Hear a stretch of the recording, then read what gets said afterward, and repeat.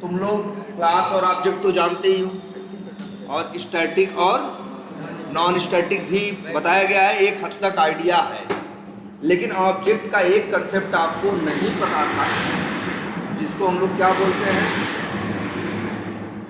जिसको हम लोग क्या बोलते हैं, कंस्ट्रक्टर। देखो कमेंट डाल के लिख रहे हैं क्या, कंस्ट्रक्टर।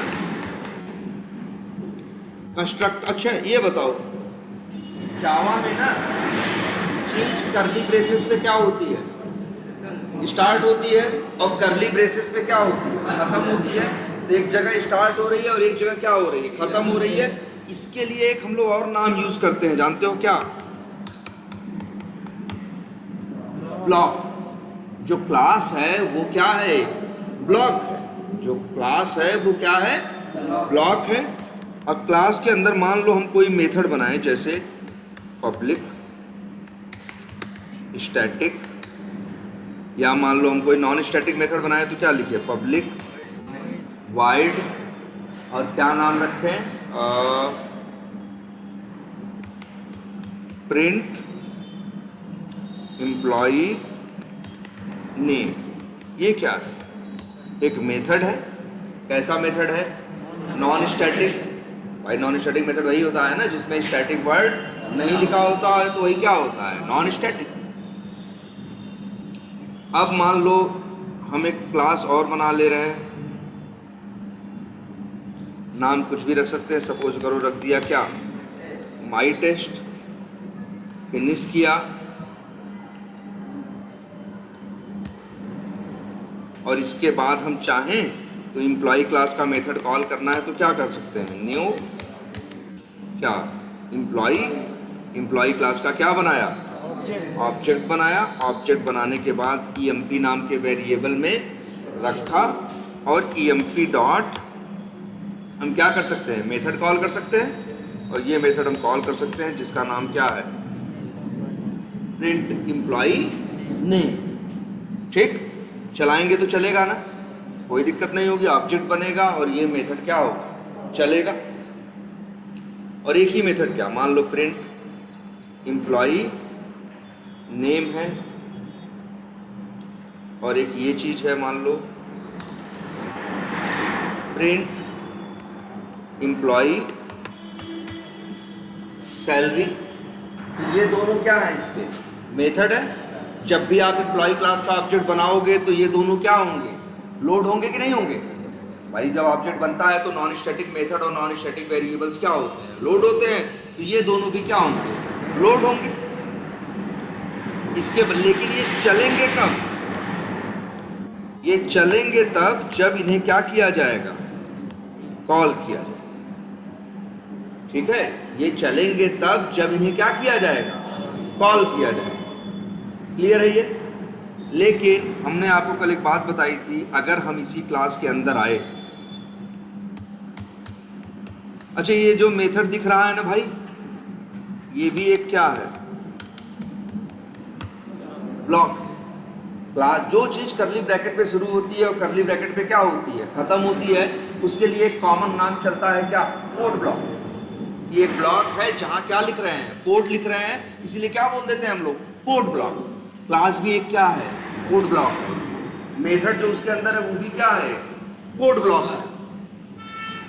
ठीक है, अगर हम इसी क्लास के अंदर आए, एक कोड ब्लॉक बनाए, जो कोड ब्लॉक बनाए उसको क्या रखें, पब्लिक, लेकिन स्टैटिक वर्ड का इस्तेमाल न करें, मतलब जो बनाए वो स्टैटिक न हो। और फिर क्या होता है, वाइड होता है, और क्या होता है, रिटर्न टाइप होता है। न वाइड का नाम लिखें न रिटर्न टाइप का, सीधे नाम उसका वही रख दें जो क्लास का नाम है ये, और इसके बाद पैरेंथेसिस। तो ये जो कोड ब्लॉक है इसी को बोला जाता है क्या, कंस्ट्रक्टर। इसको बोला जाता है क्या, कंस्ट्रक्टर। क्लियर। चलो अच्छा, मान लो हम यहाँ कुछ प्रिंट भी कर दें, क्या प्रिंट करें, अच्छा ये बताओ, यहाँ कुछ लिखेंगे तो क्या होगा, प्रिंट होगा, देखो हाय आई एम स्टार्टेड, ठीक है। या ये लिख दे हेलो कंस्ट्रक्टर इज रन।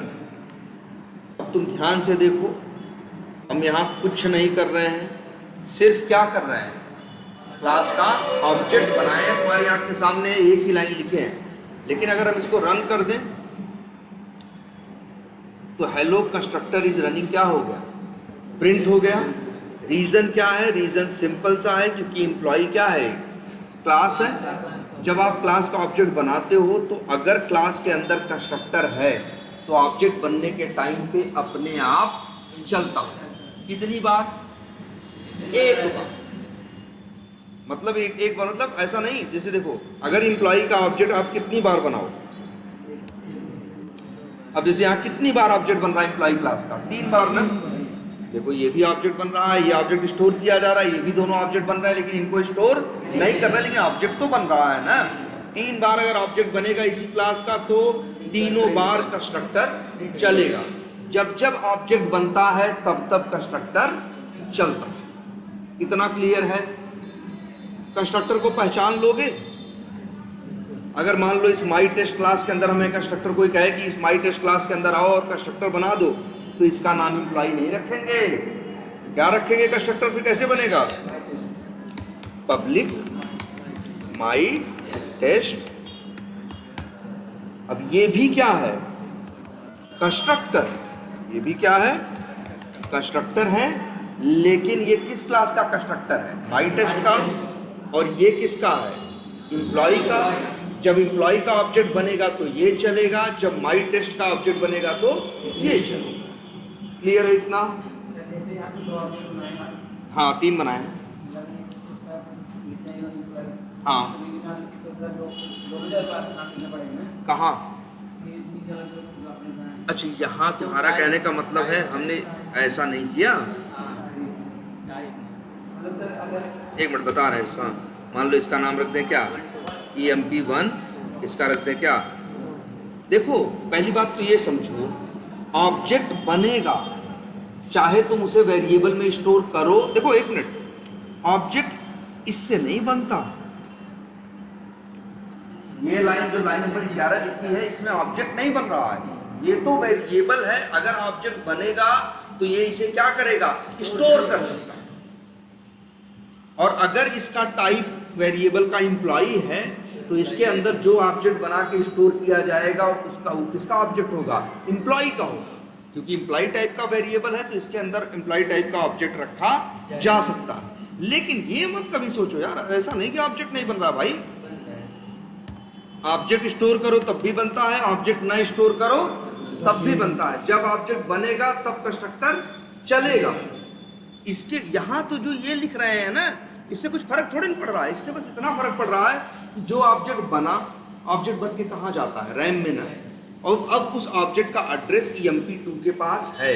अब उस ऑब्जेक्ट को आगे तुम क्या कर सकते हो, यूज कर सकते हो। अगर तुम स्टोर नहीं भी करो तो ये कभी मत सोचना कि साहब आप स्टोर तो कर नहीं रहे हो, आप तो बस सीधे लिख दिए हो, वेरिएबल में नहीं रखे हो तो मतलब ऑब्जेक्ट नहीं बना। ऐसा नहीं है भाई, तीनों केस में ऑब्जेक्ट बन रहा है।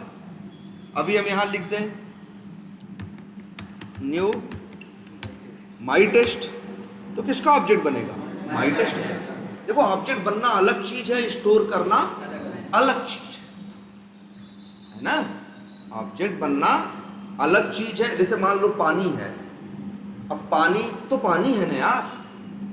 अब उसे तुम चाहे बाल्टी में रखो और चाहे न रखो, ऐसा तो नहीं है ना, बाल्टी में नहीं रखोगे तो पानी नहीं कहा जाएगा या वो पानी नहीं है भाई।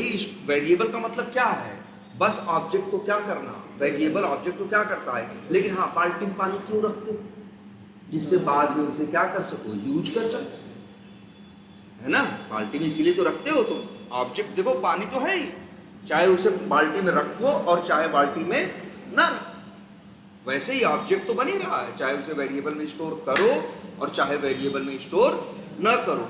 और जब जब ऑब्जेक्ट बनेगा तब उस क्लास के अंदर अगर कंस्ट्रक्टर है तो अपने आप चलेगा, बिना कॉल किए, बिना कुछ किए। देखो एम्प्लॉय क्लास का 3 बार ऑब्जेक्ट बन रहा है ना, अपने आप देखो 3 बार कंस्ट्रक्टर चल रहा है और कंस्ट्रक्टर के अंदर लिखा है हेलो कंस्ट्रक्टर इज रनिंग। देखो 3 बार ऑब्जेक्ट बना, 3 बार कंस्ट्रक्टर चला, इसलिए 3 बार क्या हुआ, प्रिंट हुआ। और माई टेस्ट का जब ऑब्जेक्ट बना तो ये वाला कंस्ट्रक्टर चला, माई टेस्ट का कंस्ट्रक्टर चला, लेकिन इसके अंदर एक भी लाइन नहीं लिखी है, इसीलिए तुम्हें कुछ होता हुआ दिखाई नहीं दे रहा है। अगर यहाँ लिख दो तो वो भी होता हुआ दिखाई देगा।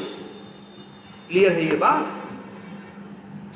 और एक बात याद रखना कि ये जो कंस्ट्रक्टर होते हैं इनके अंदर आप ऐसा नहीं एक ही लाइन लिखोगे, जितनी मन करे उतनी लाइनें यहाँ पे लिख सकते हो।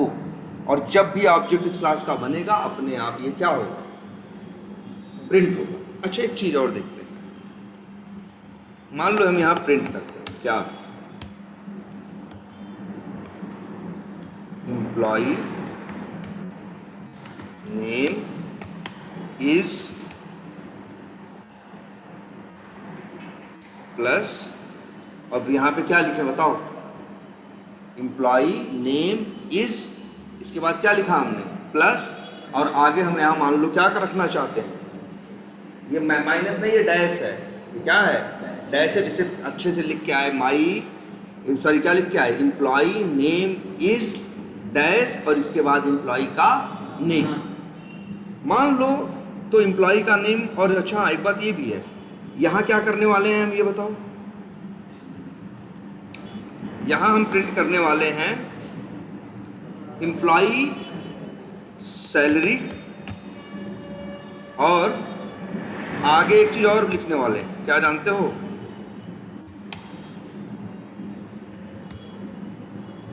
अब ये तो कुछ ज्यादा टेढ़ा मेढ़ा दिख रहा होगा, हम चाहते हैं कि यहाँ पे सिर्फ क्या प्रिंट हो, एम्प्लॉय, यहाँ पे क्या लिखा प्लस का आगे, एम्प्लॉय का नेम, और यहाँ हम लिखना चाहते हैं एम्प्लॉय सैलरी इज, एम्प्लॉय की सैलरी, फिर अंग्रेजी का लिखा हो क्या ऑफ, फिर लिखा हो क्या एम्प्लॉय का नाम।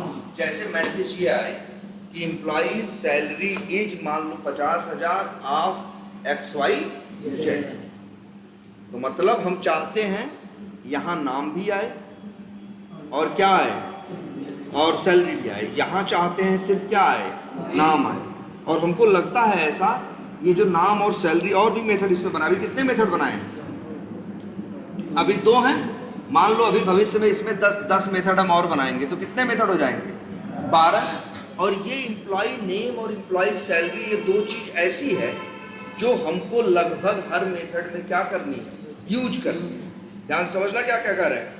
अभी तो भले हम 2 मेथड बनाए हैं, लेकिन मेरा प्लान ये है कि इसमें कितने मेथड बनेंगे, 10 मेथड, और हर मेथड के अंदर एक चीज आएगी क्या, एम्प्लॉय का नाम और एम्प्लॉय का सैलरी। तो अब क्या करें बताओ। देखो हमने तुम्हें कंसेप्ट और बताया था, अगर कोई वैल्यू तुमको उस क्लास के अंदर कई मेथड में चाहिए तब तुम उसको लोकल मत बनाना, उस वैल्यू को लोकल वेरिएबल में मत रखना, उसको कहाँ रख देना, नॉन स्टैटिक वेरिएबल में ना। भाई यही तो बताया, यही सिखाया था ना आपको। भाई कब हम नॉन स्टैटिक या स्टैटिक बनाते हैं, जब कोई वैल्यू ऐसी होती है उसी मेथड में यूज करनी हो, बाहर यूज ना करना हो, तो हम क्या बनाते हैं, लोकल। मान लो एक आध जगह बाहर उसकी जरूरत भी है तो हम लोग क्या करते हैं, मेथड से रिटर्न करा देते हैं, जो कॉल करता है लेके फिर जहां मन करे वहां यूज करता है। लेकिन जब ऐसा केस आता है कि कोई वैल्यू क्लास के सारे स्टैटिक मेथड यूज करना चाहे, तो उस वैल्यू को अगर लोकल वेरिएबल में रखोगे तो और लोग तो यूज नहीं कर पाएंगे, फिर वही रिटर्न कराओगे, पैरामीटर के थ्रू भेजोगे। लेकिन अगर कोई वैल्यू सारे ही मेथड, स्टैटिक मेथड उस क्लास के यूज करना चाहते हैं तो तुम उस वैल्यू को रख दोगे कहाँ, स्टैटिक वेरिएबल के अंदर, जिससे कि पूरी क्लास के सारे स्टैटिक मेथड उसको क्या कर सके, यूज कर सके। याद आ रही बात? तो और तीसरी बात पे अब आ जाते हैं, अगर कोई ऐसी वैल्यू होती जो जिसे उस क्लास के सारे नॉन स्टैटिक मेथड यूज करना चाहते हैं तो हम उस वैल्यू को कहाँ रख देते हैं, नॉन स्टैटिक वेरिएबल के अंदर, जिससे उसे कौन यूज करता है? सारे नॉन स्टैटिक मेथड यूज कर सकते। यही होता है ना भाई, नॉन स्टैटिक वेरिएबल को कौन यूज कर सकता है? सिर्फ नॉन स्टैटिक मेथड। अब यहाँ केस ही यही है कि इस क्लास के अंदर हमें कई मेथड बनाने हैं और हर मेथड को क्या यूज करना है? वही नॉन स्टैटिक, वही वैल्यू, क्या नेम की वैल्यू, सैलरी की वैल्यू। जब सबको वही यूज करना है तो हम क्या करेंगे? हम यहाँ आएंगे, दो बना देंगे क्या? नॉन स्टैटिक वेरिएबल, जैसे पब्लिक स्ट्रिंग, और बना देते हैं क्या नाम रखें? Employee name. Public int employee salary. और अब इसको यूज कर सकते हैं कि नहीं? एम्प्लॉई नेम, और यहां क्या लिखें? एम्प्लॉई सैलरी ऑफ क्या? एम्प्लॉई। बोलो भाई, क्या ये इतना कोड समझ में आता है?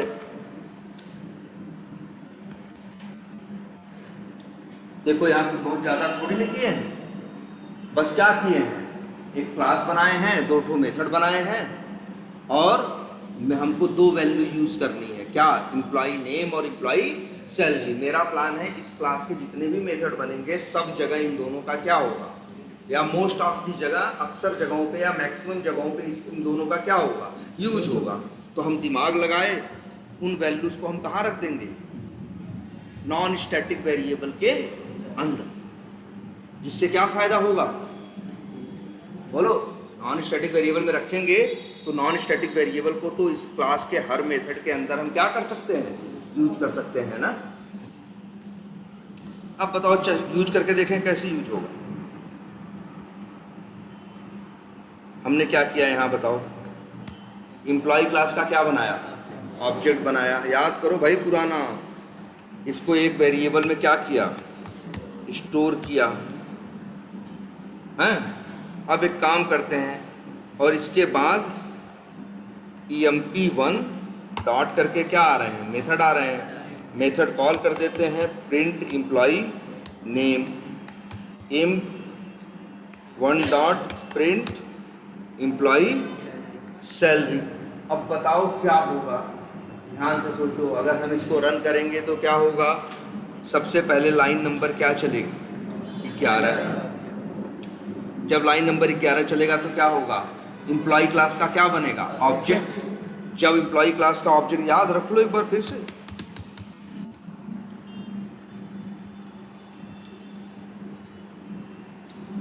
जब न्यू एम्प्लॉय होगा तो क्या होगा? एम्प्लॉय क्लास का क्या बनेगा? एम्प्लॉय क्लास का क्या बनेगा? ऑब्जेक्ट बनेगा। ये ऑब्जेक्ट कितनी मेमोरी लेगा? 8 बाइट। ये तो पुराना नियम है। और ऑब्जेक्ट तो, लेकिन देखो पहले क्या हो रहा है? पहले एम्प्लॉय क्लास का क्या बनेगा? ऑब्जेक्ट। जब एम्प्लॉय क्लास का ऑब्जेक्ट बनेगा तो इसके, जब तुमको पता है ना ऑब्जेक्ट के साथ कौन रहता है? Non static variable. और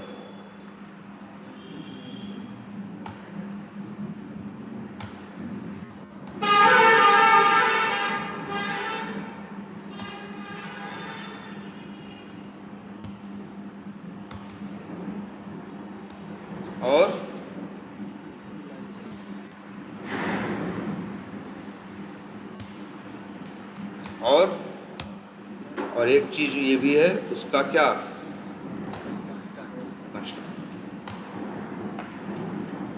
मेरे भाई पहले बताओ, इतना होगा कि नहीं होगा? जब ऑब्जेक्ट बनेगा,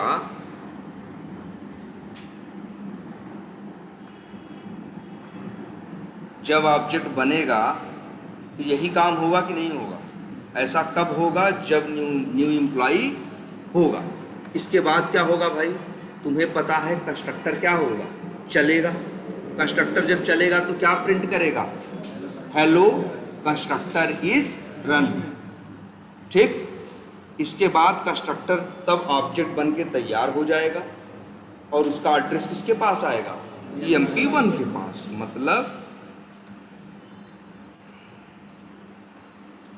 ये ऑब्जेक्ट है और एड्रेस किसके पास आएगा, EMP1 के पास।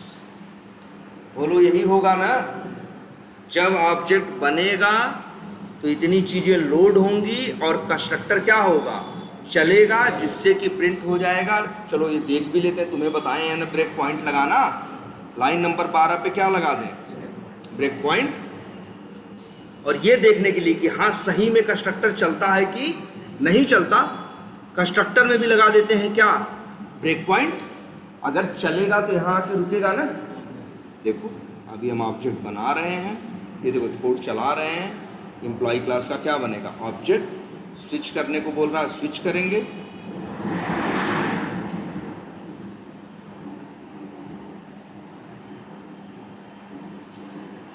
ये देखो कंस्ट्रक्टर में आ गया कि नहीं आ गया।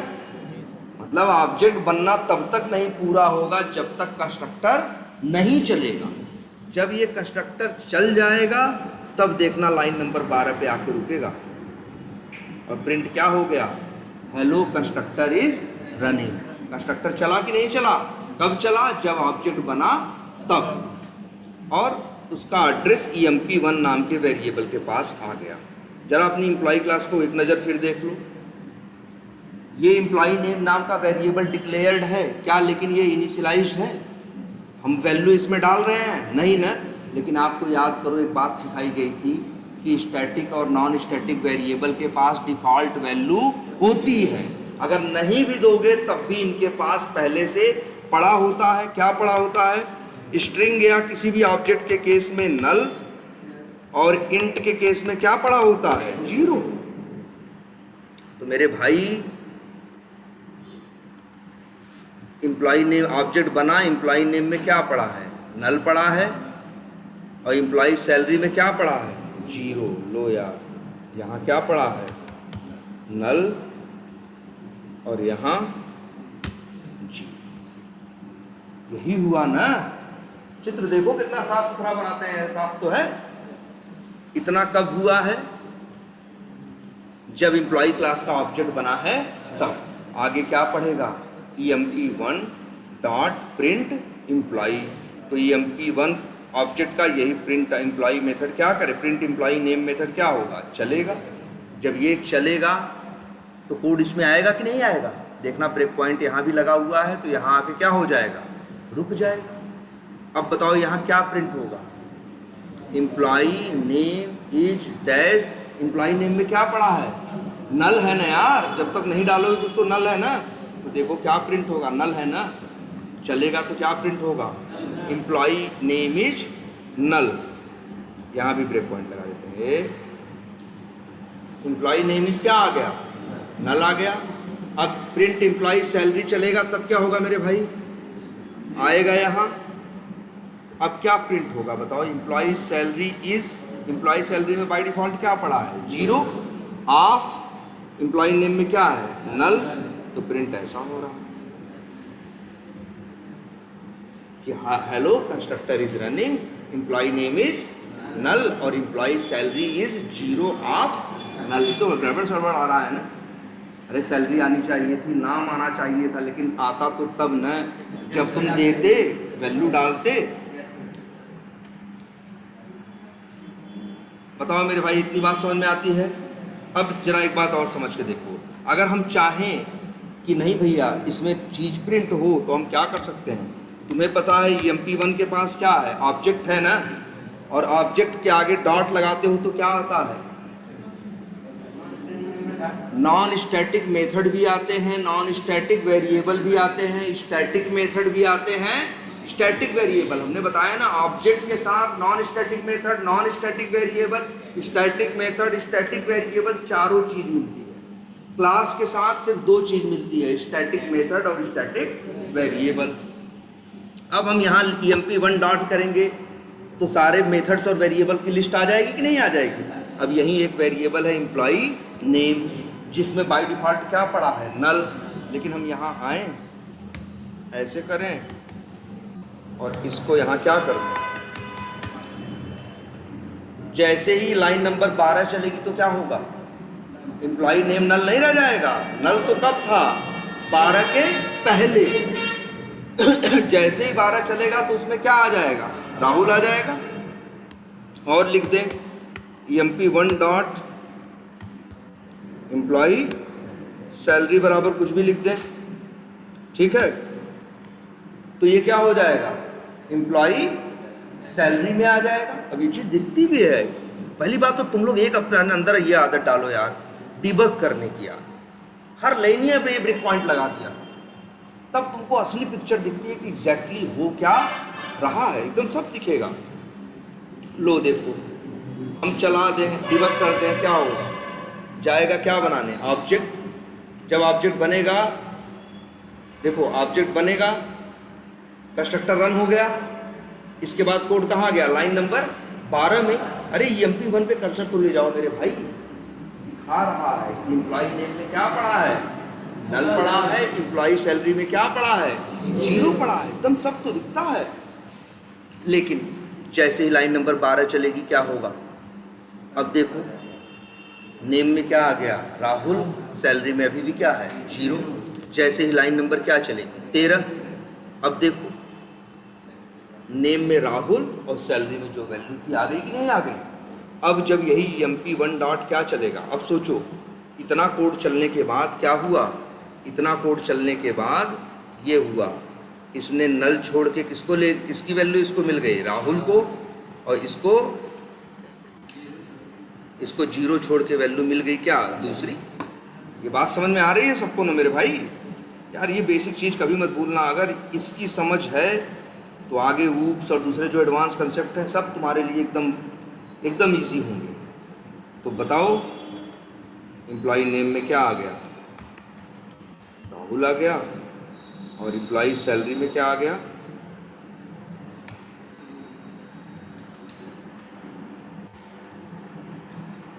ये क्या आ गया, एम्प्लॉई सैलरी में आ गया। इतना खेल कब हुआ है, जब लाइन नंबर 13 चली है तब। अब क्या चलेगा, लाइन नंबर 14 क्या पढ़ेगा, EMP1 डॉट क्या लिखा है, प्रिंट एम्प्लॉई नेम। तो EMP1 से यहाँ पहुँचेगा, EMP1 से ऑब्जेक्ट पे पहुँच जाएगा कि नहीं भाई। EMP1 के पास एड्रेस है किसका, ऑब्जेक्ट का, ऑब्जेक्ट के पास पहुँचेगा और मेथड चलाएगा कौन सा, प्रिंट एम्प्लॉई नेम। अब बताओ जब ये प्रिंट एम्प्लॉई नेम चलेगा तो क्या आएगा प्रिंट एम्प्लॉई नेम में, एम्प्लॉई नेम में क्या आएगा, ध्यान से देखो यार, यही प्रिंट एम्प्लॉई नेम है ना। जब ये प्रिंट एम्प्लॉई नेम चलेगा तो एम्प्लॉई नेम में अब क्या आ चुका है, राहुल ना। ये तुमको दिखेगा यार, एम्प्लॉई नेम में क्या है, राहुल। तो प्रिंट क्या होगा, एम्प्लॉई नेम इज राहुल। इसके बाद अगली मेथड चलेगा, अगला मेथड प्रिंट एम्प्लॉई सैलरी। तो क्या होगा, यहाँ पे क्या प्रिंट होगा, एम्प्लॉई नेम में क्या है, राहुल है, और एम्प्लॉई सैलरी में क्या है, ये है, ये प्रिंट हो जाएगा। क्लियर है ये। अच्छा जरा फिर एक चीज़ और देखते हैं। मान लो हम यहीं पे एक ऑब्जेक्ट और बनाते हैं,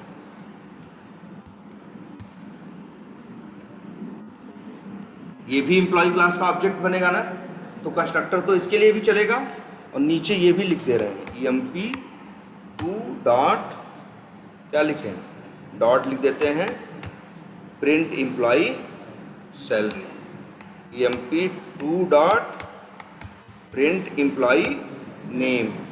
अब बताओ क्या प्रिंट होगा, ये लाइन चलेगी तो क्या प्रिंट होगा, ये लाइन चलेगी तो क्या प्रिंट होगा, एम्प्लॉय नेम इज राहुल। ये लाइन चलेगी तो क्या होगा, employ name is, employ salary जो भी लिखा है वो ऑफ राहुल। ये लाइन चलेगी तो क्या होगा,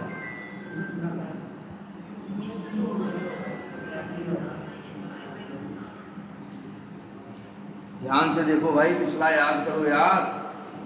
जो तुम नॉन स्टैटिक वेरिएबल में राहुल सेट कर रहे हो और एम्प्लॉय सैलरी में 2,34,334 सेट कर रहे हो, वो सेट किसके लिए कर रहे हो, पहले ऑब्जेक्ट के लिए ना। अगर EMP2 यूज करोगे तो EMP2 के लिए अभी भी वैल्यू क्या है, नल ही है यार। यार देखो इसको, देखो चला, चलो यहाँ से हटाते हैं, देखो ध्यान से, चला, दो ऑब्जेक्ट बने कि नहीं बने? दो ऑब्जेक्ट बने कि नहीं बने? एक ऑब्जेक्ट का एड्रेस किसके पास आया? EMP1 के पास। दूसरे का एड्रेस किसके पास आया? EMP2 के पास। और शुरू में देखोगे तो EMP1 में भी नल और जीरो पड़ा है, EMP2 में भी क्या पड़ा है? एम्प्लॉय नेम नल है और वो जीरो। लेकिन ये बदल किसके लिए रहे हो? EMP1 के लिए ना भाई, तो EMP2 थोड़ी ना बदल जाएगा। अब ये पूरा चल जाए। अब EMP1 में देखोगे तो एम्प्लॉय नेम राहुल आ चुका है, एम्प्लॉय सैलरी ये आ चुकी है। लेकिन EMP2 में देखोगे तो अभी भी एम्प्लॉय नेम क्या है? नल है, और सैलरी क्या है? जीरो है। तो जब EMP1 डॉट चलेगा तो उसके लिए नाम क्या आएगा? राहुल। सैलरी क्या आएगी? 2,34,000। और लेकिन EMP2 चलेगा तो अब भी इसके लिए नेम क्या आएगा? नल आएगा, और वैल्यू क्या आएगी? जीरो। देखो, ये ब्रेक पॉइंट हटा देते हैं, जैसे फट से चल जाए। EMP1 के लिए देखो राहुल और ये आया है, EMP2 के लिए क्या आया है? नल और जीरो। समझ में आ रही है बात? बोलो, कोई कंफ्यूजन इसमें नहीं ना? कंस्ट्रक्टर का चलना समझ में आया? ये भी समझ में आया? अच्छा, अब हम एक चीज और देखते हैं। ये क्या है? कंस्ट्रक्टर, याद रहेगा ना? कंस्ट्रक्टर। और एक बात कहते हैं, इस कंस्ट्रक्टर का एक स्पेशल नाम है। इस कंस्ट्रक्टर को बोलते हैं क्या मालूम है? क्या बोलते हैं? Default constructor. तुम कहोगे सर ये डिफॉल्ट कंस्ट्रक्टर या ये क्या मतलब है? तो सीधी बात ये है कि अगर आपके कंस्ट्रक्टर में एक भी पैरामीटर नहीं है तो उसी कंस्ट्रक्टर को बोला जाता है क्या? Default constructor. बताओ, तुम्हारे इस ये जो ये कंस्ट्रक्टर है एम्प्लॉय, क्या इसके अंदर पैरामीटर है?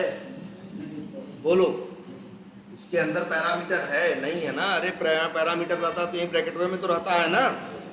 है इसके अंदर? नहीं है ना?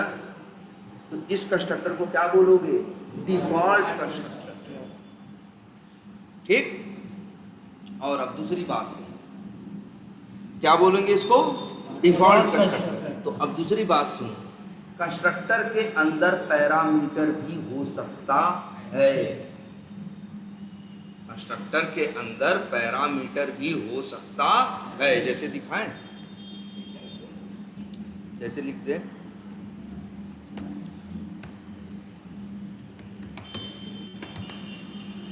क्या लिखा? String name int salary.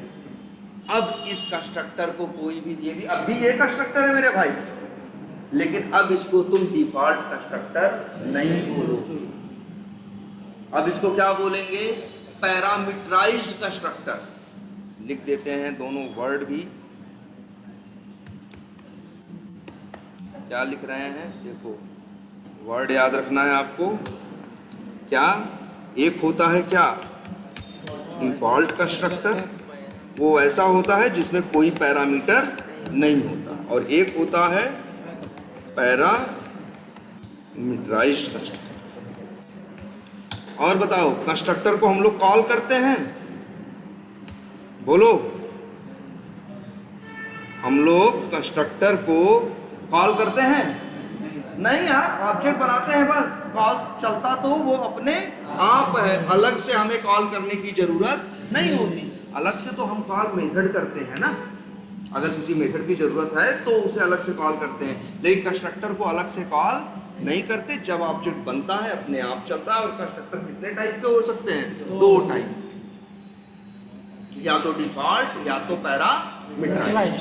Parameterised में एक पैरामीटर का भी कंस्ट्रक्टर हो सकता है, दो का भी हो सकता है, तीन का भी हो सकता है, और चार का भी हो सकता है।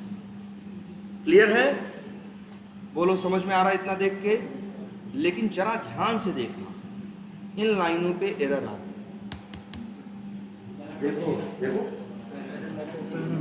तुम्हें पता है जब कोई मेथड होता है, मेथड में पैरामीटर होता है, तो जब कॉल करते हो तो पैरामीटर भेजना पड़ता है। नहीं भेजते हो तो क्या देता है? एरर देता है। अब जरा सोचो, आप क्या कर रहे हो? एम्प्लॉय क्लास का क्या बना रहे हो? ऑब्जेक्ट। जब ऑब्जेक्ट बनेगा तो कंस्ट्रक्टर अपने आप चलेगा। जब कंस्ट्रक्टर चलेगा तो कंस्ट्रक्टर तो दो पैरामीटर मांग रहा है ना यार। कौन देगा इसको? अलग से तो कॉल होता नहीं कि तुम कहोगे हम सर जी अलग से कॉल करके इसको दे देंगे। इसके कॉल होने की एक ही कंडीशन है कि जब ऑब्जेक्ट बनेगा तब अपने आप चलेगा। अब बताओ तुम्हें ये एरर दे रहा है, हम तो सही करें एरर देना भी चाहिए। अभी भाई रन कर दोगे, इसको रन कर दोगे तो ये बेचारा आएगा अपना काम करने ना, क्या करेगा बताओ?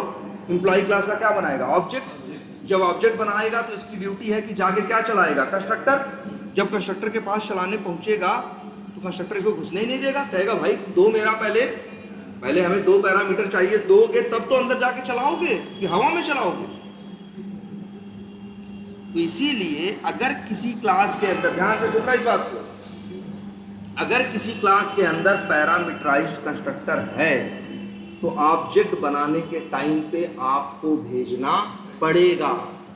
बताओ कितने पैरामीटर हैं इसमें? 2, पहला स्ट्रिंग और दूसरा इंट।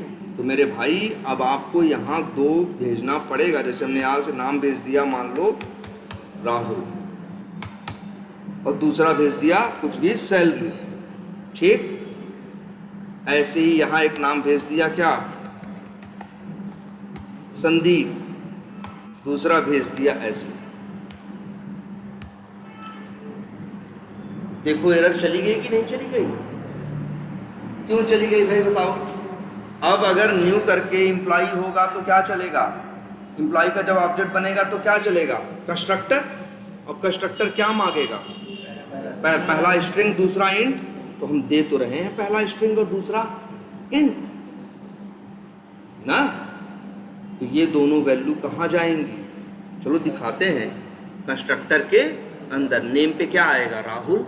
सैलरी पे क्या आएगा? जो वहाँ लिखा है। जब दूसरी लाइन चलेगी तब क्या होगा? दूसरी लाइन चलेगी तो क्या होगा? न्यू एम्प्लॉय, फिर ऑब्जेक्ट बनेगा, फिर कंस्ट्रक्टर चलेगा। कंस्ट्रक्टर में पहले में क्या जाएगा? नेम में जाएगा संदीप, और जो सैलरी दूसरा पैरामीटर है उसमें जाएगा ये। बोलो होगा कि नहीं होगा? समझ में आ रही बात? अच्छा ये बताओ हम लोग सैलरी कैसे सेट कर रहे हैं? बोलो कैसे सैलरी सेट कर रहे थे? ऐसे ना कि भाई ऑब्जेक्ट बना के बाद में सैलरी क्या कर देते थे? सेट कर देते थे। जरा अब देखो थोड़ा यहाँ दिमाग लगेगा।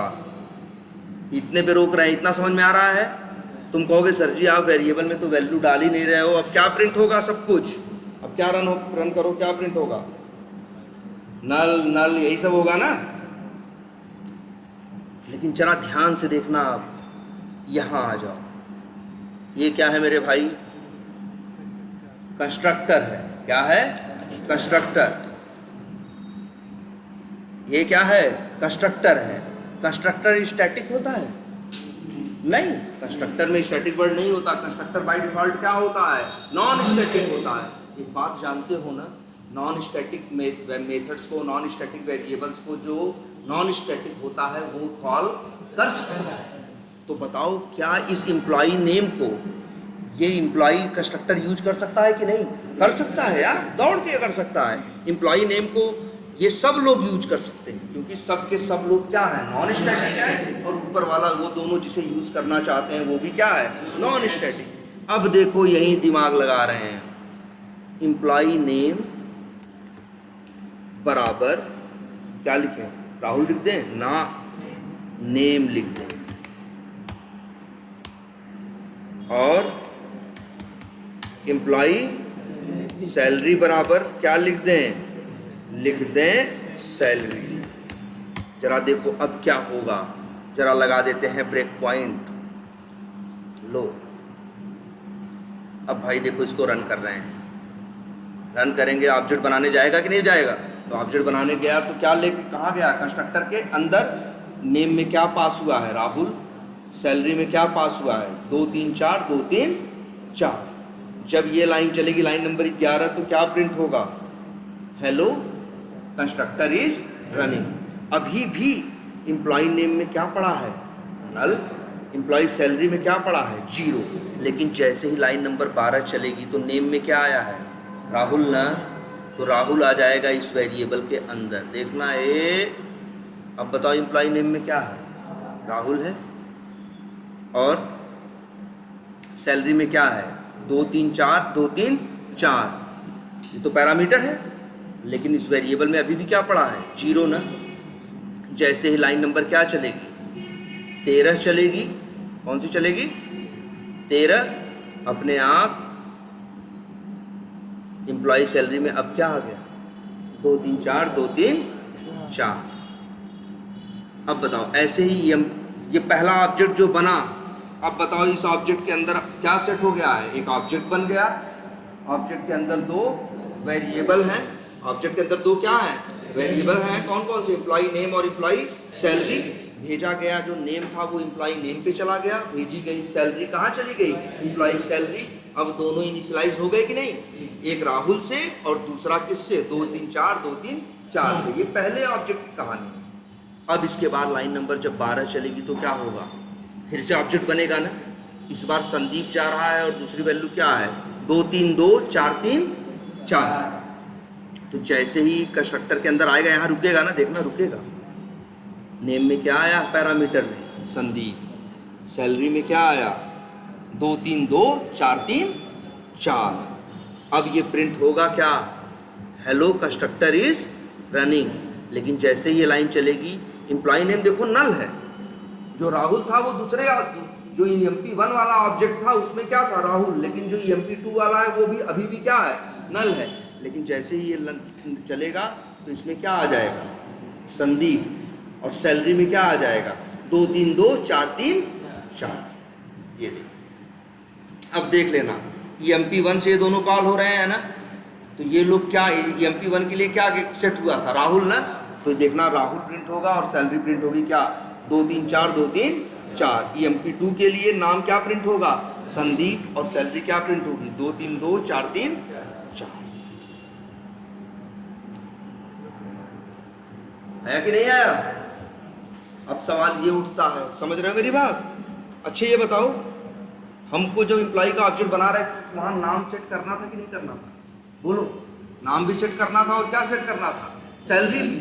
तो अभी इसके पहले हम क्या करते थे, एक लाइन में ऑब्जेक्ट बनाते थे, 2 लाइन में उनमें क्या डालते थे, वैल्यू डालते थे, 3 लाइन लिख रहे थे ना।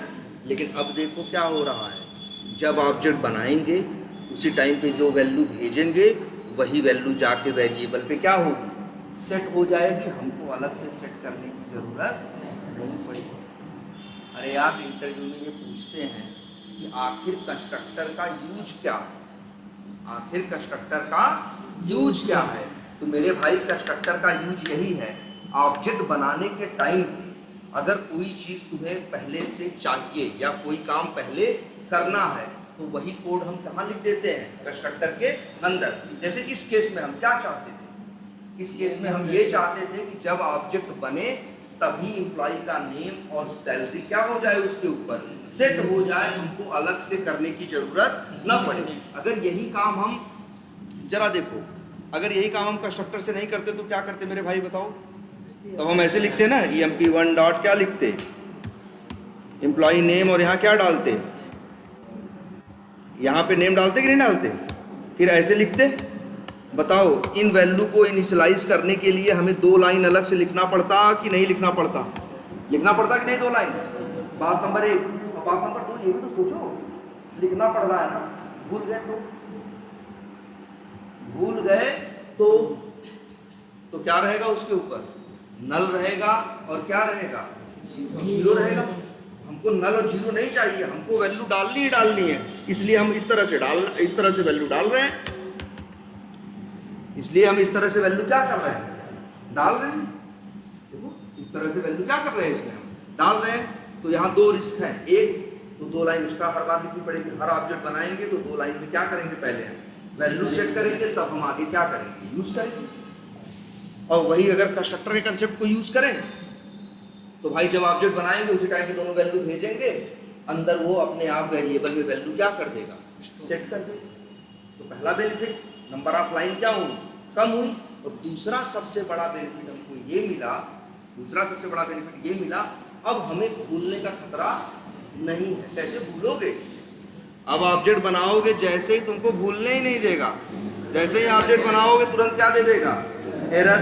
अब तो नहीं भूल सकते ना, जो लाल लाल दिखेगा कोड नहीं चलेगा। और अब जब कर्सर देखोगे तो क्या समझ में आएगा? अब तुमको समझ में आएगा, अच्छा इस क्लास में तो कंस्ट्रक्टर है और कंस्ट्रक्टर को दो चाहिए, क्या? पैरामीटर, और एक स्ट्रिंग में नेम भेजना है और दूसरा क्या भेजना है? सैलरी। तो भूलने का भी खतरा नहीं। अब तुम इसको आराम से, पहले क्या था, नाम वैल्यू भेजो चाहे न भेजो, क्या होता था?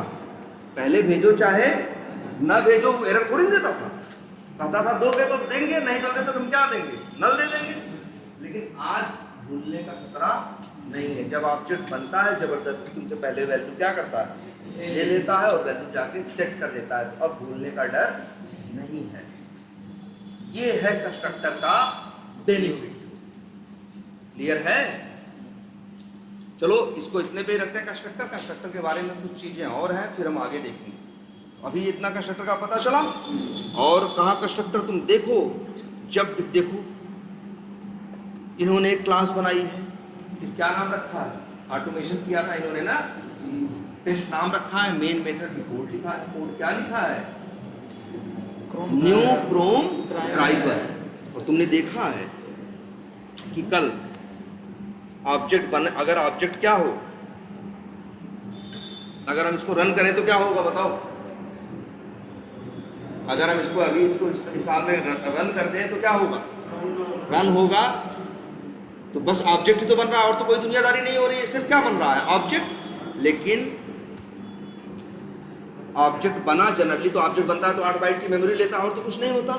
लेकिन यहाँ देखो ऑब्जेक्ट बनता है तो ब्राउजर अपने आप क्या हो जाता है? लॉन्च हो जाता है। अगर ऑब्जेक्ट बनने के टाइम पे तुम्हें कुछ होता हुआ दिखाई दे, या ऑब्जेक्ट बनने के टाइम पे तुमसे पैरामीटर मांगे, तब तुम समझ जाना कि इस क्लास के अंदर कंस्ट्रक्टर है। सोचो ब्राउजर लॉन्च हो गया कि नहीं हो गया ऑब्जेक्ट बनने से? कैसे हवा में लॉन्च हो गया। ऑब्जेक्ट तो हमने सैकड़ों बनाए अभी तक। इसके पहले तो कभी ब्राउजर नहीं लॉन्च हुआ था। क्यों लॉन्च हुआ? क्योंकि सेलेनियम बनाने वालों ने, जिन्होंने ये बनाई है क्लास, कौन सी क्लास बनाई है? Chrome driver. उस क्लास के अंदर रखा है क्या? कंस्ट्रक्टर। और उस कंस्ट्रक्टर में उन्होंने लिखा है कोड, जो कोड ब्राउजर को क्या करता है? लॉन्च करता है। तभी तो ब्राउजर लॉन्च हो रहा है। अब जरा एक बार उल्टा सोच के देखो। अच्छा आगे फिर हम कोड लिखते हैं सारा कि नहीं लिखते? लिखे हैं कि नहीं? अब जरा एक बार ये सोच के देखते हैं, मान लो क्रोम ड्राइवर वालों ने कंस्ट्रक्टर अपने अंदर नहीं बनाया होता तो मेरे तुम्हारे ऊपर क्या फर्क पड़ता? भाई अगर कंस्ट्रक्टर नहीं बनाया होता तो सिर्फ ऑब्जेक्ट बनता, ब्राउजर तो नहीं लॉन्च होता ना। तब वो लोग क्या सिस्टम दिए होते हमको? तब वो लोग ऐसे बनाए होते, एक मेथड बना दिए होते और उस मेथड का नाम रख दिए होते क्या? लॉन्च। और हमको कहे होते कि ऑब्जेक्ट बनाना, फिर लॉन्च मेथड क्या करना? कॉल करना। उसके अंदर ब्राउजर के लॉन्चिंग का कोड लिखा है और ब्राउजर क्या हो जाएगा? लॉन्च हो जाएगा। क्या नुकसान होता? पहला नुकसान मेरा ये होता कि हमें एक लाइन हर बार क्या लिखनी पड़ती है? एक्स्ट्रा। और ऐसा सिर्फ हमें नहीं करना पड़ता, मेरे जैसे जो लाखों डेवलपर्स सबको जब जब काम करते तो एक लाइन ब्राउजर का लॉन्च करने के लिए एक्स्ट्रा लिखनी पड़ती कि नहीं पड़ती? सोचो अगर दुनिया पे पूरा कलेक्टिव हिसाब निकालोगे तो लाखों लाइनों का हिसाब आ जाएगा कि नहीं? सोचो जरा। पहला नुकसान ये। और दूसरा नुकसान ये होता, अरे यार मेथड ही तो है, लॉन्च मेथड मान लो तुम कॉल करना क्या हो जाता? भूल जाते। तो मना थोड़ी नहीं करता भाई मेथड है, तुम्हारा मन कॉल करो, तुम्हारा मन ना कॉल करो। मान लो तुम भूल जाते तो जब लॉन्च मेथड नहीं चलता तो ब्राउजर लॉन्च होता? नहीं होता। तो बताओ आगे के कोड का क्या मतलब होता? जब ब्राउजर ही नहीं चला, जब ब्राउजर ही नहीं खुला तो यूआरएल कहाँ खोलेगा? एलिमेंट कहाँ ढूंढेगा? सबसे बेसिक चीज उसे क्या चाहिए? तो यहाँ रिस्क है कि नहीं? अगर तुम भूल गए तो सब गुड़ गोबर हो गया कि नहीं? चलने का कोई सेंस नहीं बना। इसीलिए देखो कितना दिमाग लगाया उन लोगों ने। जब देखा, मतलब वही है कि क्या कंस्ट्रक्टर में रखे। अगर तुम्हें लगता है कि जब इस क्लास का ऑब्जेक्ट बनाएंगे तो ये चीज हमें चाहिए ही चाहिए, तो वो व्यवस्था हम कहाँ करेंगे? कंस्ट्रक्टर के अंदर, जिससे रिस्क ही ना रहे। पहला मेरी लाइन बचेगी और दूसरा भूलने का कोई खतरा नहीं, चांस नहीं। जब ऑब्जेक्ट बनाएंगे हम, अपने आप कंस्ट्रक्टर चलेगा और अपने आप ब्राउजर क्या हो जाएगा? लॉन्च हो जाएगा। इसलिए लोग कंस्ट्रक्टर बनाते हैं। सोचो इसका नाम कंस्ट्रक्टर रखा, न्यू करके जब क्लास का नाम लिखते हो तो क्या बनता है? ऑब्जेक्ट ना। अरे बनने को अंग्रेजी में कंस्ट्रक्शन तो बोलते हैं। जब न्यू लिखते हो, क्लास का नाम लिखते हो, तो ऑब्जेक्ट का कंस्ट्रक्शन होता है और ये ऑब्जेक्ट के कंस्ट्रक्शन में हेल्प करता है, इसीलिए इसे क्या बोला गया, कंस्ट्रक्टर। ये जो ऑब्जेक्ट बनता है, अगर ऑब्जेक्ट बनने में कुछ चीजें आपको बाय डिफॉल्ट करनी ही करनी है, तो वो चीज आप कहाँ डाल देते हो, उसी कंस्ट्रक्टर के अंदर। जैसे ऑब्जेक्ट बनता है अपने आप वो काम होता है, आपको उसके लिए सोचने की जरूरत नहीं पड़ती। क्लियर है? तो अब से अच्छा, अगर कहीं ये लिखा हो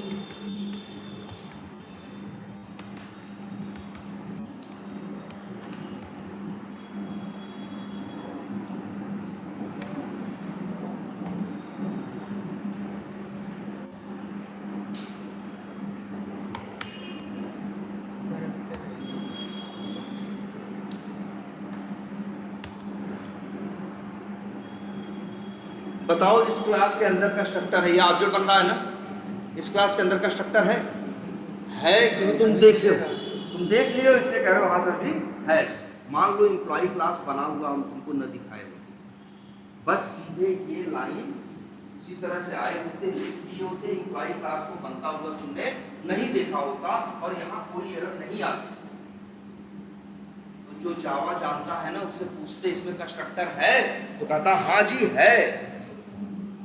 तुमसे पूछते तुम्हें कैसे मालूम है, तुम तो देखे नहीं अंदर क्या है, तो कहेगा भैया तब ये पैरामीटर किसके लिए लेके जा रहे हो, ऑब्जेक्ट बनने के टाइम पे जो पैरामीटर है वो किसको मिलता है, कंस्ट्रक्टर को ही तो मिलता है। अगर तुम ऑब्जेक्ट बनाने के टाइम पे पैरामीटर भेज रहे हो तो नो डाउट वो किसको मिलेगा, कंस्ट्रक्टर को, और तभी तो मिलेगा जब कंस्ट्रक्टर अंदर होगा। अरे जबरदस्ती थोड़ी नहीं भेज सकते हो मेरे भाई।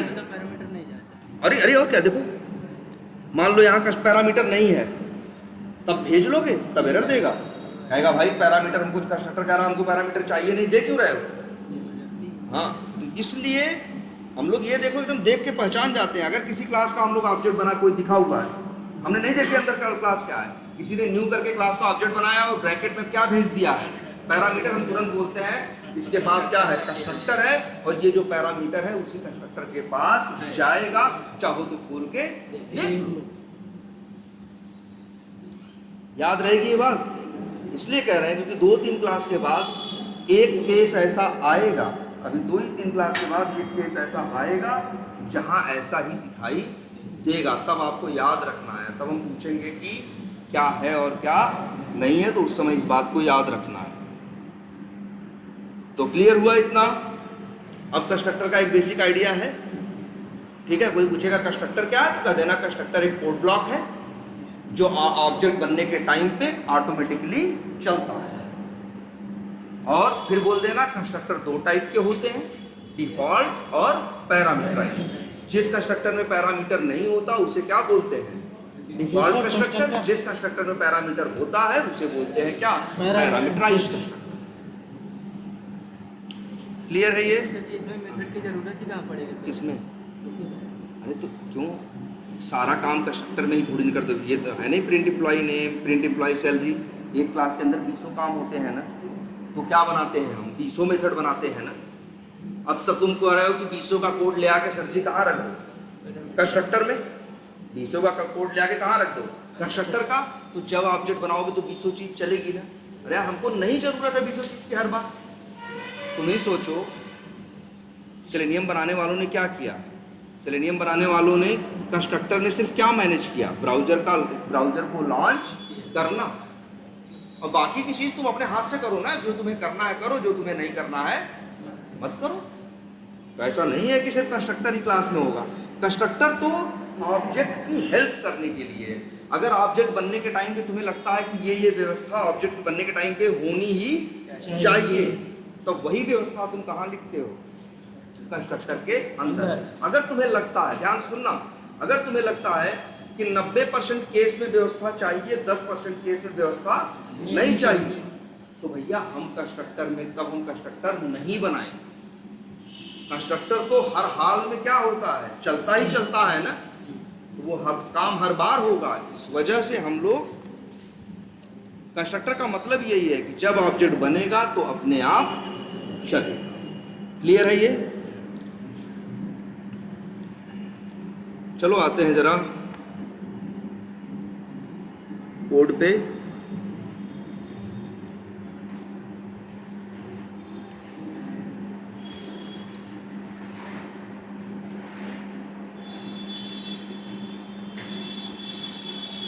कहीं कोड लिखा है यहाँ पे? हैं? नहीं। हाँ हाँ।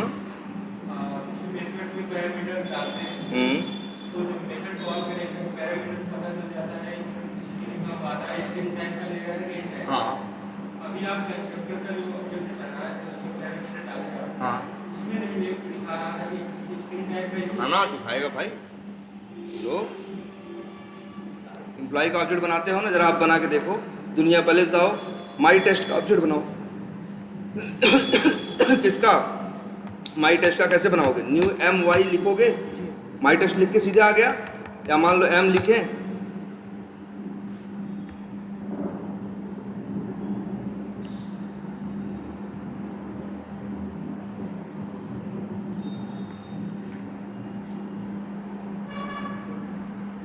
ये देखो इक्लिप्स एकदम धोखा नहीं देता। एम वाई क्या न्यू माई टेस्ट कर रहा है ना, माई टेस्ट में कुछ मांग रहा है तुमसे, नहीं मांग लेता है, दिखा देता है इसको क्या चाहिए और क्या नहीं चाहिए, दिखा रहा है कुछ मांग रहा है तुमसे, नहीं मांग रहा है ना। क्यों? क्योंकि माई टेस्ट का क्लास के अंदर जो कंस्ट्रक्टर है वो कैसा कंस्ट्रक्टर है? डिफॉल्ट। जब वो नहीं मांगता तो ये भी नहीं मांग रहा है, ये देखो। लेकिन जरा इससे पूछो एम्प्लॉई से, न्यू लिखो, ऑब्जेक्ट बना रहे हो, 2 पैरामीटर मांग रहा है कि नहीं मांग रहा है तुमसे? ये देख के भी हम जान जाते हैं। हम अगर हमको काम कर रहे हो, हमने नहीं भी देखा हो एम्प्लॉई को, क्लास को अंदर से न्यू लिखे, ईएमपी लिखे, ऐसे आ गया तो यहाँ दिख रहा है 2 पैरामीटर मांग रहा है। तो एक ऑब्जेक्ट बनने के टाइम पे पैरामीटर किसके लिए मांगेगा? कंस्ट्रक्टर को चलना है ऑब्जेक्ट बनने के टाइम पे, तो उसी का मांग रहा होगा।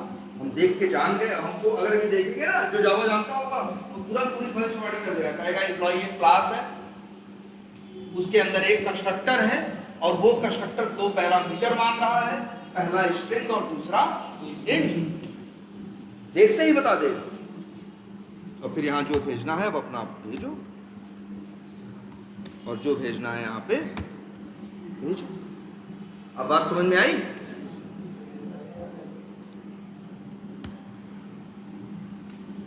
अच्छा ये देखते हैं,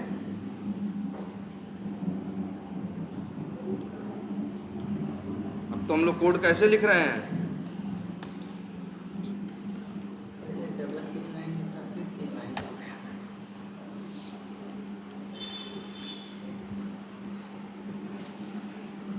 अब तो एक लाइन में लिखते हैं ना हम लोग, लेकिन हर चीज एक लाइन में नहीं। जैसे यहाँ लिख दिया, मान लो क्या, यूजर नेम, कंट्रोल और स्पेस साथ नहीं लिखते हैं। हाँ डायरेक्ट मेथड अपने हाथ से बना रहे हैं, मतलब न्यू एम्प्लॉई पैरेंथेसिस हाँ हाँ, तब कैसे पता चलेगा इसमें? तब नहीं पता चलेगा। जब इक्लिप्स से पूछोगे तब पता चलेगा कि अपने हाथ से ही जब सब करोगे तो भाई, अगर उससे मांगोगे वो तब बताएगा ना। अब तुम पूरा अपने हाथ से लिखोगे तो क्या आएगा भाई, लिख लो, हैं? हेल्प उससे मांगोगे तब तो देगा। अब मेथड का नाम है, डॉट लगाओगे, मेथड का नाम देता है, क्लिक करो तो खुद लिख देगा। और तुम कहो नहीं क्लिक करेंगे हम लिखेंगे, तो कहेगा भाई लिख लो। हाँ लिख लो, कुछ भी लिखो, चाहे जो लिखो। सही लिखोगे तो हम कंपाइल करेंगे, गलत लिखोगे तो हम क्या कर देंगे, रेड कलर से दिखा देंगे। बताओ ये कोड समझ में आ रहा है ना भाई? और कल क्या बताए थे, यूजर नेम को पहले क्या करेंगे हम लोग, हमेशा बस याद रखना, आज से जब भी किसी टेक्स्ट बॉक्स में कुछ लिखना तो सबसे पहले क्या यूज करना, क्लियर।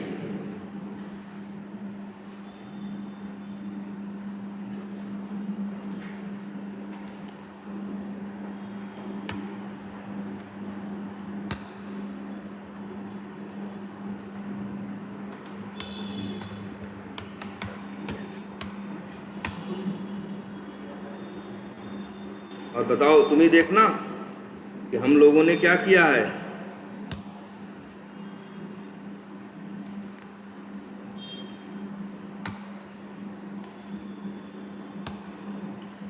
देखो हमने यूजर नेम के वेब एलिमेंट को 2 बार यूज करना था, इसीलिए वेरिएबल में क्या किया, स्टोर किया, फिर क्लियर और सेंड कीज किया। पासवर्ड को भी 2 बार यूज करना था पासवर्ड के वेब एलिमेंट को, इसीलिए हमने क्या किया, स्टोर किया। लेकिन सबमिट बटन पे बस एक लॉगिन बटन पे एक बार क्लिक करके आगे बढ़ जाना था, इसीलिए उसको स्टोर नहीं किया, सीधे एक लाइन में क्या कर दिया, कोड लिख दिया। अब रन करते हैं जरा।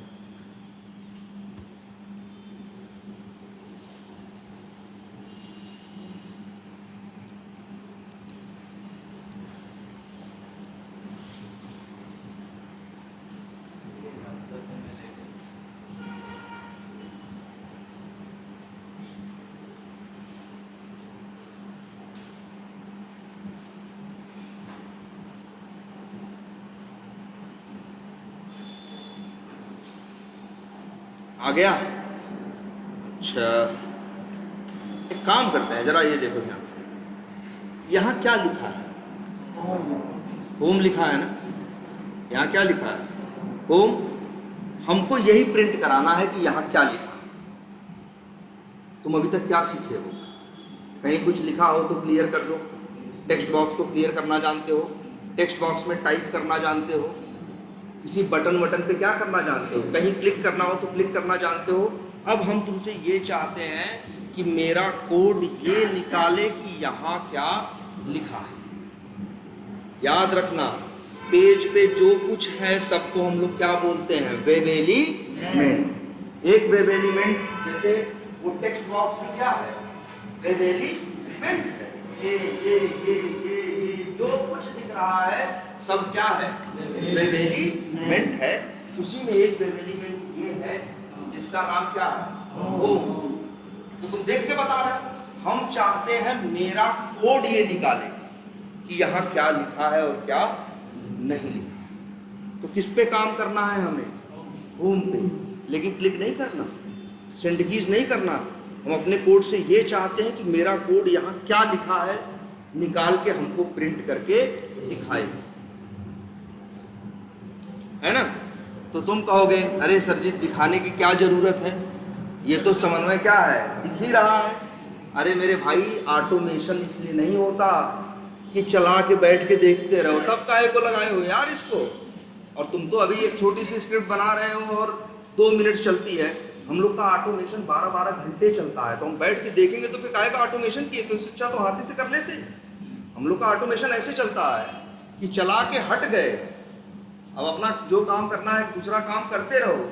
जब रिजल्ट आना होगा, जितना होगा 4 घंटे बाद, 8 घंटे बाद, 12 घंटे बाद, जितना था सब कुछ क्या होगा, चल चुका होगा और रिजल्ट में सारी डिटेल आ चुकी है। तब हम वो रिजल्ट चेक करते हैं कि क्या सही था और क्या गलत था। अगर हम सामने बैठ के देखें तो काहे का ऑटोमेशन। अगर हम, मशीन का क्या मतलब होता है कि भाई लगा दिया काम पे, अब वो क्या कर रहा है ना। तो हमारा ऑटो, तो इसलिए हमको चाहिए क्योंकि हम चला के बैठ के देखते नहीं रहेंगे, हम चला के हट के दूसरा कुछ करने लगेंगे। या हम लोग को जैसे टेस्टिंग करनी होती है, ऑटोमेशन टेस्टिंग क्या है, हम लोग वहाँ ऑफिस में बैठे हैं, पहले भी रहते थे तो दिन भर हम अपना नया काम करते थे। जब हमको टेस्ट करना होता था ना, शाम को ऑफिस से जाने से पहले ऑटोमेशन को चला के चले जाते थे घर।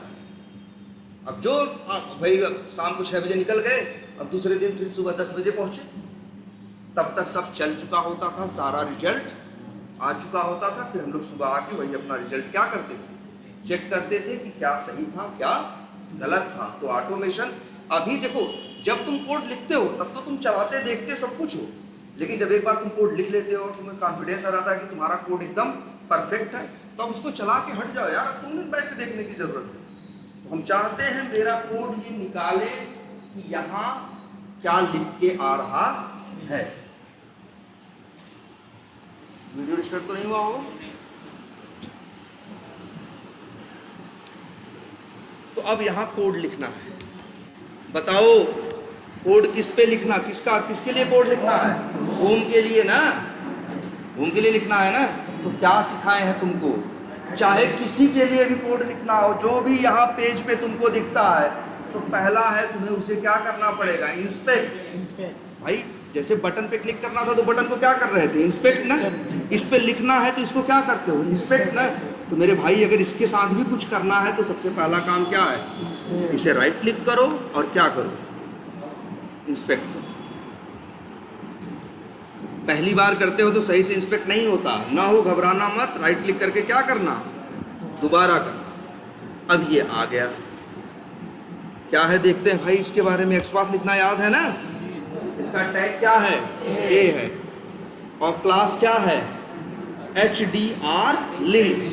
तो एक्सपाथ बनाएं, देखो क्लास की वैल्यू क्या कर लेते हैं, कॉपी, और लिखते हैं एक्सपाथ। कैसे लिखते हैं, डबल स्लैश टैग नेम क्या है, ए, फिर @ क्या, क्लास इक्वल्स टू क्लास की वैल्यू 1/1 आ गया कि नहीं आ गया। और इसके बाद यहाँ कर्सर लेके गए तो सही जगह क्या कर दिया, हाईलाइट कर दिया, तो हम कंफर्म हो गए मेरा एक्सपाथ क्या है, सही है। बोलो समझ में आ रही बात ना। अब आगे क्या करें, ड्राइवर डॉट क्या, find element by dot XPath, और एक्सपाथ की वैल्यू यहाँ पे।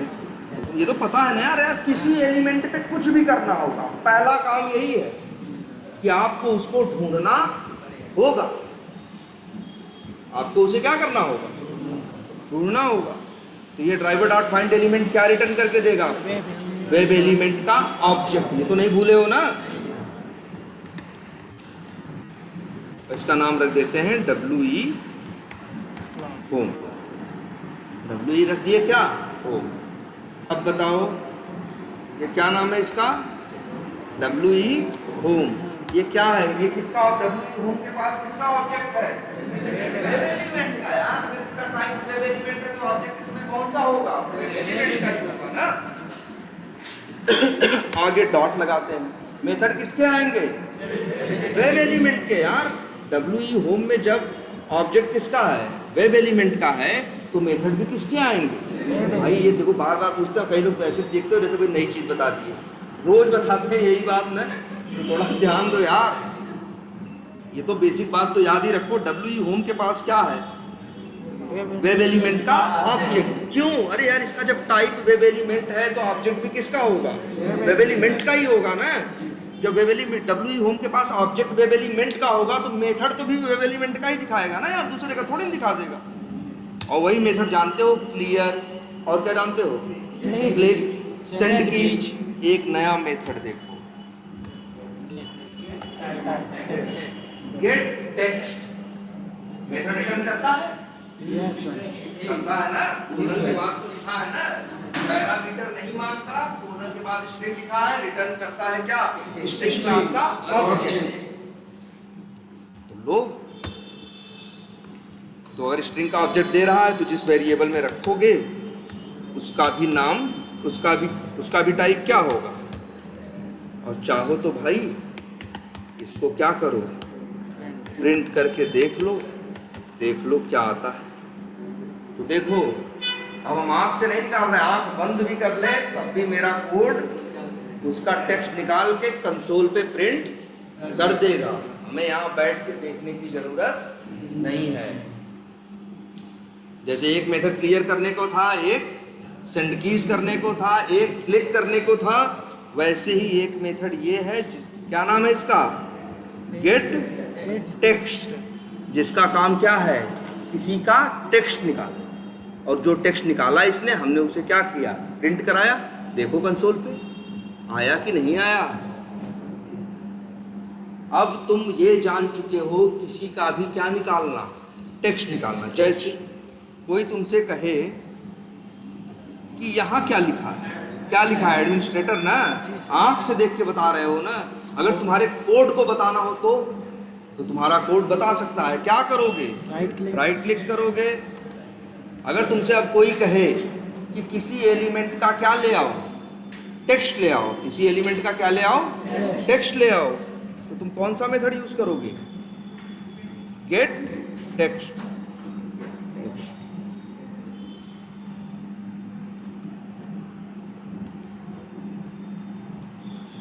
जैसे ये ये एलिमेंट है ना, यही है ना, इसको इंस्पेक्ट किया है। टाइप क्या है? स्पैन। क्लास क्या है? User name. एक्सपाथ देखें इसका लिख के, control F double slash span text नहीं क्या था, @ class equals to single quotes के अंदर क्लास की वैल्यू जो कि क्या है 1/1 आ गया कि ना, सही जगह हाईलाइट कर रहा है ना, तो मतलब और सब परफेक्ट है। कॉपी किया और फिर इसका लिखते हैं, ऐसे भी लिख सकते हैं। देखो क्या लिखें, ड्राइवर डॉट सॉरी क्या फाइंड एलिमेंट आगे बाई डॉट एक्सपाथ ना, ठीक। तो ड्राइवर डॉट फाइंड एलिमेंट करेंगे तो क्या पाएंगे भाई, जब ड्राइवर डॉट फाइंड एलिमेंट चलता है तो क्या देता है, वेब एलिमेंट का ऑब्जेक्ट। तो हम तो एक लाइन में भी लिख सकते हैं ना, आगे डॉट लगाएंगे तो क्या आएंगे, वेब एलिमेंट के मेथड, वही मेथड कॉल कर लें गेट टेक्स्ट, तो उसका भी टेक्स्ट लेके आएगा जो वहाँ क्या लिखा है, स्ट्रिंग लिख देते हैं एडमिन टेक्स्ट, या लिख देते हैं क्या, लिख दें यूजर टेक्स्ट, और यही क्या कर दें, प्रिंट कर दें। और ये भी देख लो मेरे भाई, अगर इस लिंक का इस होम वाले का एक ही बार यूज था तो 2 लाइन में करने की क्या जरूरत थी, तब तो हम चाहते तो सीधे कैसे कर देते, एक ही लाइन में कर देते, मतलब कैसे कर देते, ऐसे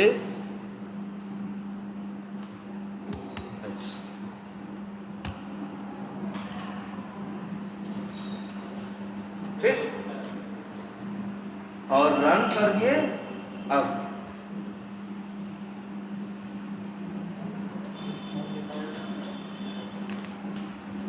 चल रहा है देखना अंतिम में आ गया लेके कि नहीं आ गया। तो अब बताओ, किसी का टेक्स्ट भी प्रिंट करा सकते हो, और ये खूब ट्राई करना है। ये भी बता दें इस मेथड का हम कितना यूज करते हैं जानते हो, बहुत ज़्यादा। इसका हम लोग बहुत ज़्यादा यूज करते हैं। हाँ यार, टेक्स्ट आएगा मिलेगा तभी तो चेक करेंगे सही है कि क्या है, गलत है, हमको तो देखना है ना। ऐसा तो नहीं है कि होम वाले पेज पे जा रहे हो तो वहाँ लिखा है अकाउंट वाले पे लिखा है होम। एकदम यार हाथ चेक करना चाहिए। वैसे ये भी एक बात है, सब कुछ चेक करना संभव नहीं है, 100% टेस्टिंग इज नॉट पॉसिबल। तो लेकिन तब भी जो मेन चीजें हैं उनको कवर करने की हम कोशिश करते हैं। इतनी बात समझ में आई। अब बताओ क्या क्या कर सकते हो, किसी एलिमेंट पे क्लिक कर सकते हो, सेंड कीज कर सकते हो, क्लियर कर सकते हो, और उसका टेक्स्ट भी निकाल सकते हो। अच्छा, इसकी लंबाई चौड़ाई बताओ हमें क्या है, किसकी बात करें बताओ, ये बताओ, ये यहाँ जो क्या लिखा है, ये लिखा है ना, ये है ना, या किसकी बताओ, या बताओ, अच्छा चलो इसी की बात करते हैं, या हाँ इसी की बात करते हैं, जो यहाँ पे है जहाँ लिख सकते हैं, इसको क्या बोलते हैं, इसकी साइज क्या है बताओ, साइज मतलब साइज क्या होती है, लंबाई और चौड़ाई। अगर तुमसे कहें कि इसकी साइज बताओ, तुम शायद कहोगे क्या होगा, कहोगे 4 फीट या 5 फीट क्या है, चौड़ा है, और 6 फीट 7 फीट क्या है, लंबा है ना। हम लोग ऐसे ही तो किसी चीज की क्या बताते हैं, साइज किस में बात करते हैं, लंबाई और चौड़ाई। तो अगर तुम्हें ये निकालना हो ये कितना लंबा है और कितना चौड़ा है, तो ये भी निकल सकता है। तुम्हारी ये बटन है, इसकी लंबाई चौड़ाई क्या है, ये जो लिखा है इसकी लंबाई चौड़ाई क्या है, किसी की भी लंबाई चौड़ाई निकालनी हो तो लंबाई चौड़ाई निकाल सकते हो। नंबर 1 बात। और बात नंबर 2 पे आते हैं, लंबाई चौड़ाई हम लोग किसमें नापते हैं, हम लोग, तुम्हारे पास ऑप्शन होते हैं, जैसी चीज रहे, छोटी छोटी चीजों के लिए मिलीमीटर सेंटीमीटर में बात करते हैं, थोड़ी बड़ी चीज हो जाए तो इंच में, और फिर क्या फीट में, मीटर में, किलोमीटर में, उसमें हम नापते हैं कि नहीं चीजों को, ठीक है। तो इस सिचुएशन में लेके कंप्यूटर पे कैसे नाप? अच्छा इसकी साइज बताओ। ऐसे देखें तो बोलेंगे क्या है, और मतलब वो बोलेंगे शायद कि 3 फीट चौड़ा है और मतलब 3 फीट ऐसे है लंबा है और 6 इंच क्या है चौड़ा है, क्योंकि स्क्रीन पे देख रहे हो ना। अब लैपटॉप को दिखाएंगे तो वहां भी 3 फीट है, नहीं है ना। अच्छा और तुमको चीज छोटी देखना कि तुमको क्या छोटे छोटे खाने दिख रहे हैं? हमको तो दिख रहा है भाई, तुम लोगों को दिख रहा है कि नहीं दिख रहा है? देखो ये जो स्क्रीन है, अगर इस स्क्रीन के यहाँ तो आप यहाँ से देखो, तुम्हें छोटे छोटे चौकोर चौकोर खाने दिखाई देंगे। या एक काम करते हैं इसको,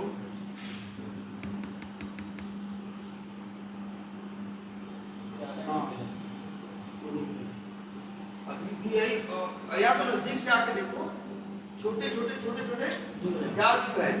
खाने दिख रहे हैं। जिसको नहीं है एक बार देख लो आके नजदीक से, हम नहीं कह रहे हैं कि नहीं चाहो।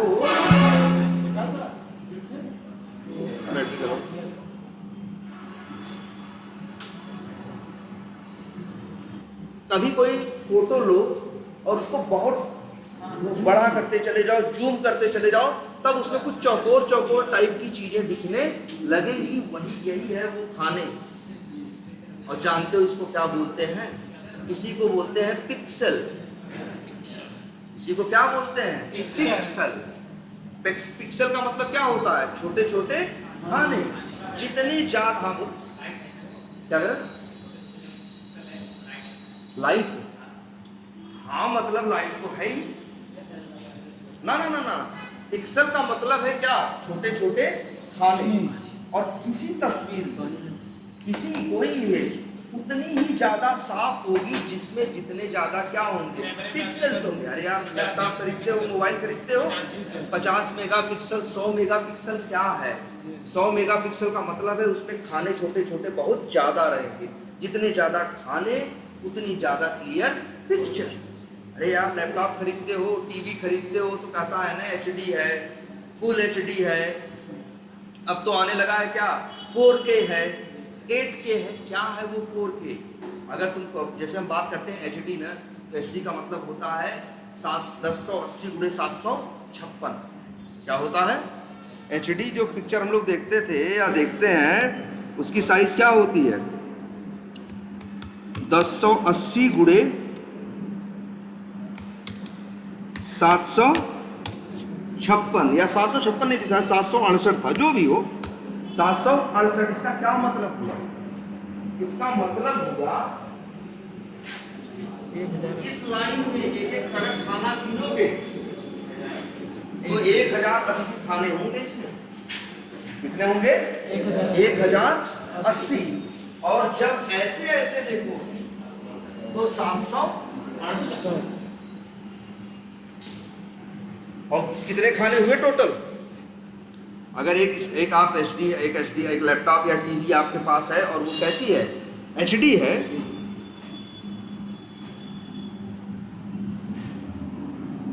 हेलो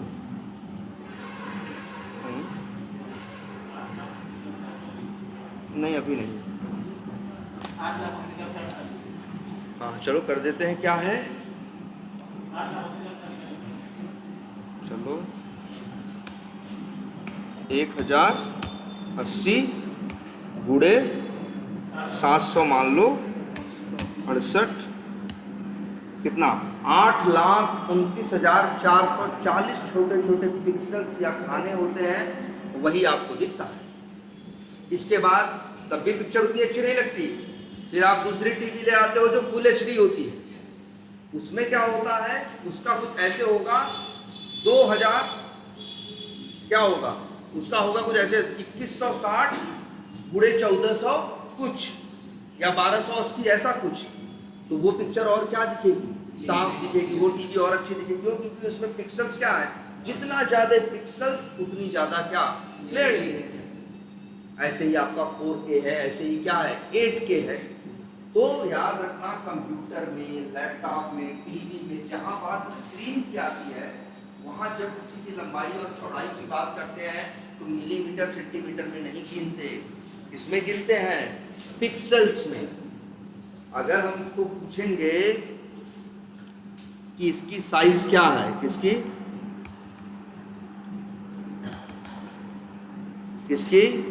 इस टेक्स्ट बॉक्स की साइज क्या है, तो जो हम पता करेंगे तो वो किसमें होगा, पिक्सेल्स में।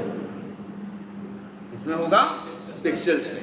तो आज अभी हम यही करने जा रहे हैं क्या, कि कैसे किसी की साइज निकाली, जैसे किसी का टेक्स्ट निकाल ले रहे हैं, किसी पे क्लिक कर दे रहे हैं, किसी पे कुछ कर दे रहे हैं। ऐसे ही अगर हमसे कोई कहे कि ये बटन है, इस बटन की क्या बताओ, साइज बताओ, तो मेरा कोड ये भी कर सकता है। चलो किसका बताना है हमें, इसका ना। तो राइट क्लिक करके इसे क्या करें, इंस्पेक्ट किया।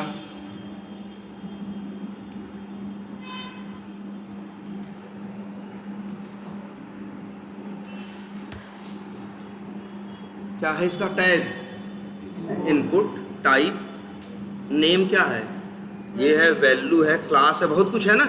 चलो नेम ट्राई मार के देखते हैं।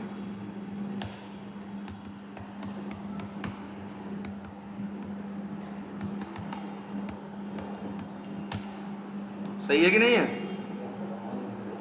एक्सपाथ सही है। और यहाँ कर्सर ले गए तो हाईलाइट कर रहा है कि नहीं कर रहा है, सब कुछ सही है। अब हमें निकालना है इसी की क्या, साइज। अरे यार है तो ये एक एलिमेंट ही है ना, तो काम कैसे करोगे, दिख रहा है ना सबको। Driver dot find element by dot XPath, ये और डॉट लगाओ तो मेथड आते हैं ना मेरे भाई, आते हैं कि नहीं आते। Click, send keys, gate text, clear, dot लगाओ, एक मेथड और आता है, क्या नाम है, गेट साइज। ये मेथड क्या पैरामीटर मांगता है, बोलो। अरे कुछ नहीं मांगता यार, कितनी बार बताएं क्या दिया, कहाँ कुछ मांग रहा, मांगेगा तो सिर्फ ब्रैकेट में दोगे ना, कहीं और दे दोगे, नहीं दिख तो रहा है कुछ नहीं मांग रहा है, तो साफ साफ बोलो ना। रिटर्न कर रहा है, अरे यार कोलन के बाद जो लिखा होता है वही, अगर कोलन के बाद वाइट लिखा है तो रिटर्न नहीं कर रहा है, कुछ लिखा है तो रिटर्न कर रहा है। क्या रिटर्न कर रहा है, स्ट्रिंग क्लास का ऑब्जेक्ट नहीं यार, लिखा तो है सब डायमेंशन क्लास का ऑब्जेक्ट, कहाँ कुछ छुपा हुआ है, सब साफ साफ तो क्या है लिखा हुआ है। तो एक गेट साइज मेथड कॉल किए, क्या पाए तुम, डायमेंशन क्लास का ऑब्जेक्ट। मान लो यही है सर्च बॉक्स, इसका नाम रख दिए सर्च बॉक्स, और इसका टाइप क्या रखेंगे, डायमेंशन।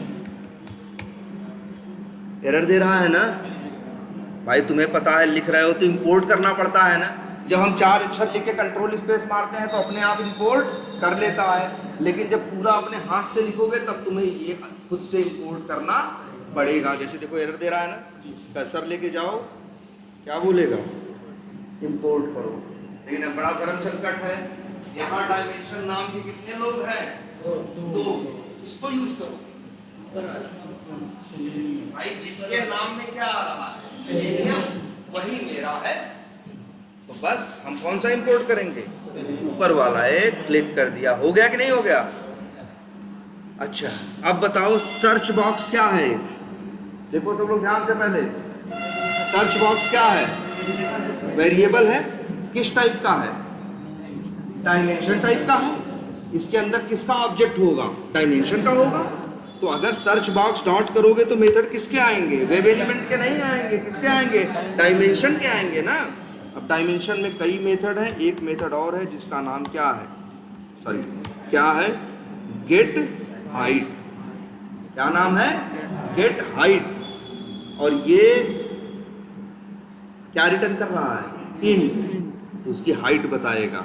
इंट दे रहा है ना, तो एक वेरिएबल में क्या कर ले, इंट हाइट को, हाइट किसको बोलते हैं भाई, हाँ हाइट माने जो ऐसे ऐसे में ये क्या है, हाइट है, और जो ऐसे ऐसे में ये क्या है, विड्थ है। हाइट ऐसे होती है और ऐसे जो होती है इसे क्या बोलते हैं, विड्थ। तो देखो ध्यान से, और इसके बाद ऐसे ही सर्च बॉक्स है ना, किस क्लास का ऑब्जेक्ट है ये? डायमेंशन का ना। तो आगे डॉट लगाओगे तो मेथड किसके आएंगे? डायमेंशन के आएंगे ना। तो डायमेंशन का एक मेथड और है जिसका नाम क्या है? Get width. इसको भी एक वेरिएबल में स्टोर कर लो, और चाहो तो अब क्या करो, प्रिंट कर लो हाइट और क्या बताओ इच्छा, इसकी लंबाई ज़्यादा है या चौड़ाई, सॉरी इसकी हाइट ज़्यादा है या इसकी विड्थ ज़्यादा है? विड्थ ना, हाइट कम है विड्थ ज़्यादा है, तुमको दिखाई भी देगा यार। अब रुको चलाते हैं, बताओ ये चीज़ कैसे तुम नाप पाते हो? तुमसे कोई कहता है इसकी वो बताओ कैसे पिक्सल गिनते हैं? सेलेनियम है, मेरा कोड है, जो तुम क्या करेगा? कह रहा है 15 पिक्सल ऊंचाई है और 304 पिक्सल क्या है? चौड़ाई है। अब तुम किसी की भी साइज निकाल सकते हो, किसी की भी। कोई अब तुम लोग को ये खुद ट्राई करना है, बहुत से एलिमेंट है ना, उन एलिमेंट का एक्स पाथ लिखो और उनकी साइज निकालो, अलग अलग आएगी। सबकी साइज क्या आएगी? अलग अलग आएगी। क्लियर है इतना? तो ये सबको ट्राई करना है। क्लियर? अच्छा है, एक चीज और बताते हैं। वो क्या? अच्छा ये बताओ कहाँ है तुम? कहाँ हो? क्लास में हो, ठीक है। क्या पोजीशन है तुम्हारी, किस जगह? नहीं स्टूडेंट हो तो सही है, किस लोकेशन पे? फ्रंट मतलब एग्जैक्ट लोकेशन बताओ। क्लास के बेंच पे बैठे हुए फर्स्ट। ये एग्जैक्ट लोकेशन नहीं है। ये भी सुनो, अब ध्यान से इस बात को सुनो। जब भी कोई तुमसे कहे कि यार इसकी एग्जैक्ट लोकेशन बताओ, तो तुम पहले ये कहोगे कि कहाँ से बताएं। यहाँ से कहेंगे तो अलग है, वहां से कहेंगे तो अलग है, वहां से कहेंगे तो अलग है, इनके पास से कहेंगे तो अलग है। इसीलिए पहले वो एक पॉइंट चाहिए होगा जहां से नापना क्या किया जाए, स्टार्ट किया जाए। अब जैसे ये इतना बड़ा हॉल है, हमको डिसाइड करना होगा ना, हमको मान लो सबकी लोकेशन बतानी है। अब अलग अलग जगह से बताओगे तो लोकेशन सबकी क्या आएगी? अलग अलग आएगी ना। तो इसीलिए अगर हमको सबकी लोकेशन बतानी है तो सबसे पहले एक पॉइंट चुनना पड़ेगा जहां से हमें सबको नापना है ना। अब जैसे मान लो हमने ये कोना ले लिया, कौन सा कोना? ये कोना। तो अब बताएंगे कि तुम्हारी लोकेशन क्या है। और याद करो, लोकेशन भी कैसे बताएंगे? याद करो तुम लोग जरा बचपन में, अब 7वीं 8वीं की चीज, बचपन में हम लोग 7वीं 8वीं में थे तो कभी कभी टीचर क्या करता था,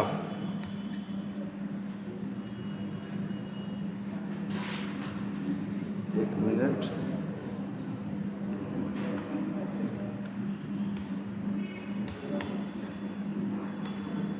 देखो जरा, हाँ ये देखो, हाँ जरा बचपन में याद करो, हम लोगों के पास एक गणित में कई बार ग्राफ ले आने को बोलते थे वो लोग ना।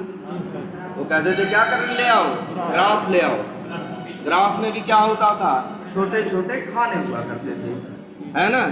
और फिर जो ग्राफ की सवाल रहती थी, तो वो ग्राफ की सवाल हमेशा ऐसे होती थी, एक ऐसे डंडी होती थी और एक ऐसे।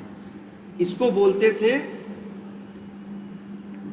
अब इसको बोलते थे क्या? इसको बोलते थे एक्स अक्ष या एक्सिस, और ऐसे ऐसे को क्या बोलते थे? Y axis. याद है?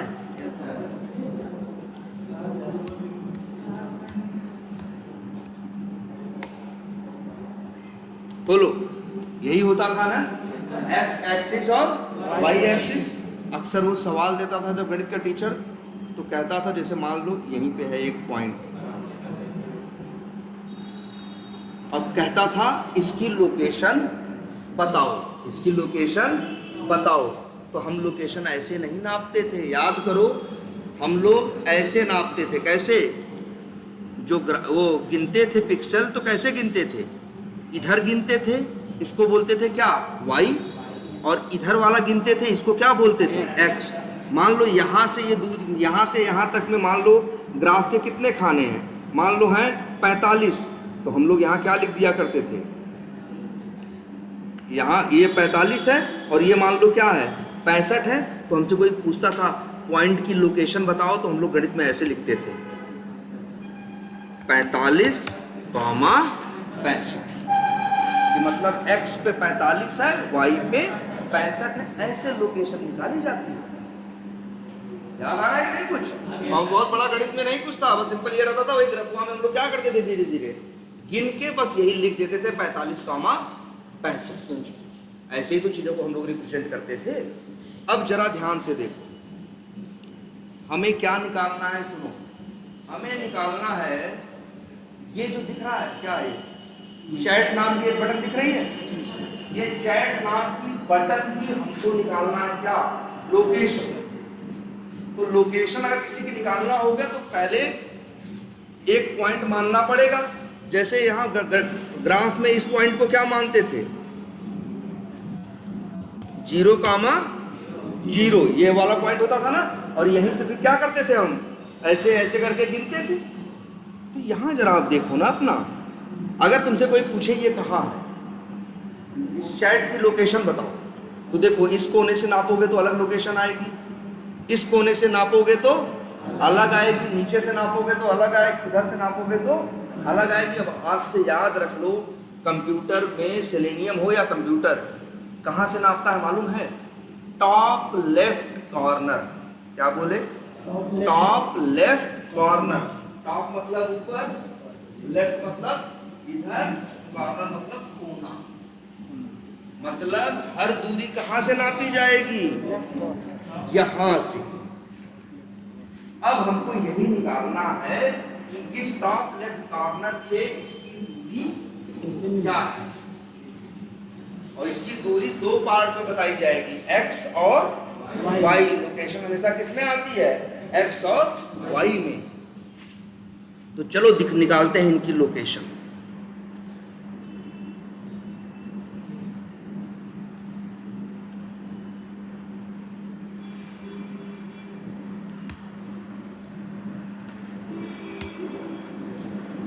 क्या है इसके पास, टाइटल है ना, ट्राई मार के देखें। चलो क्या करेंगे, कंट्रोल F, टैग क्या है, img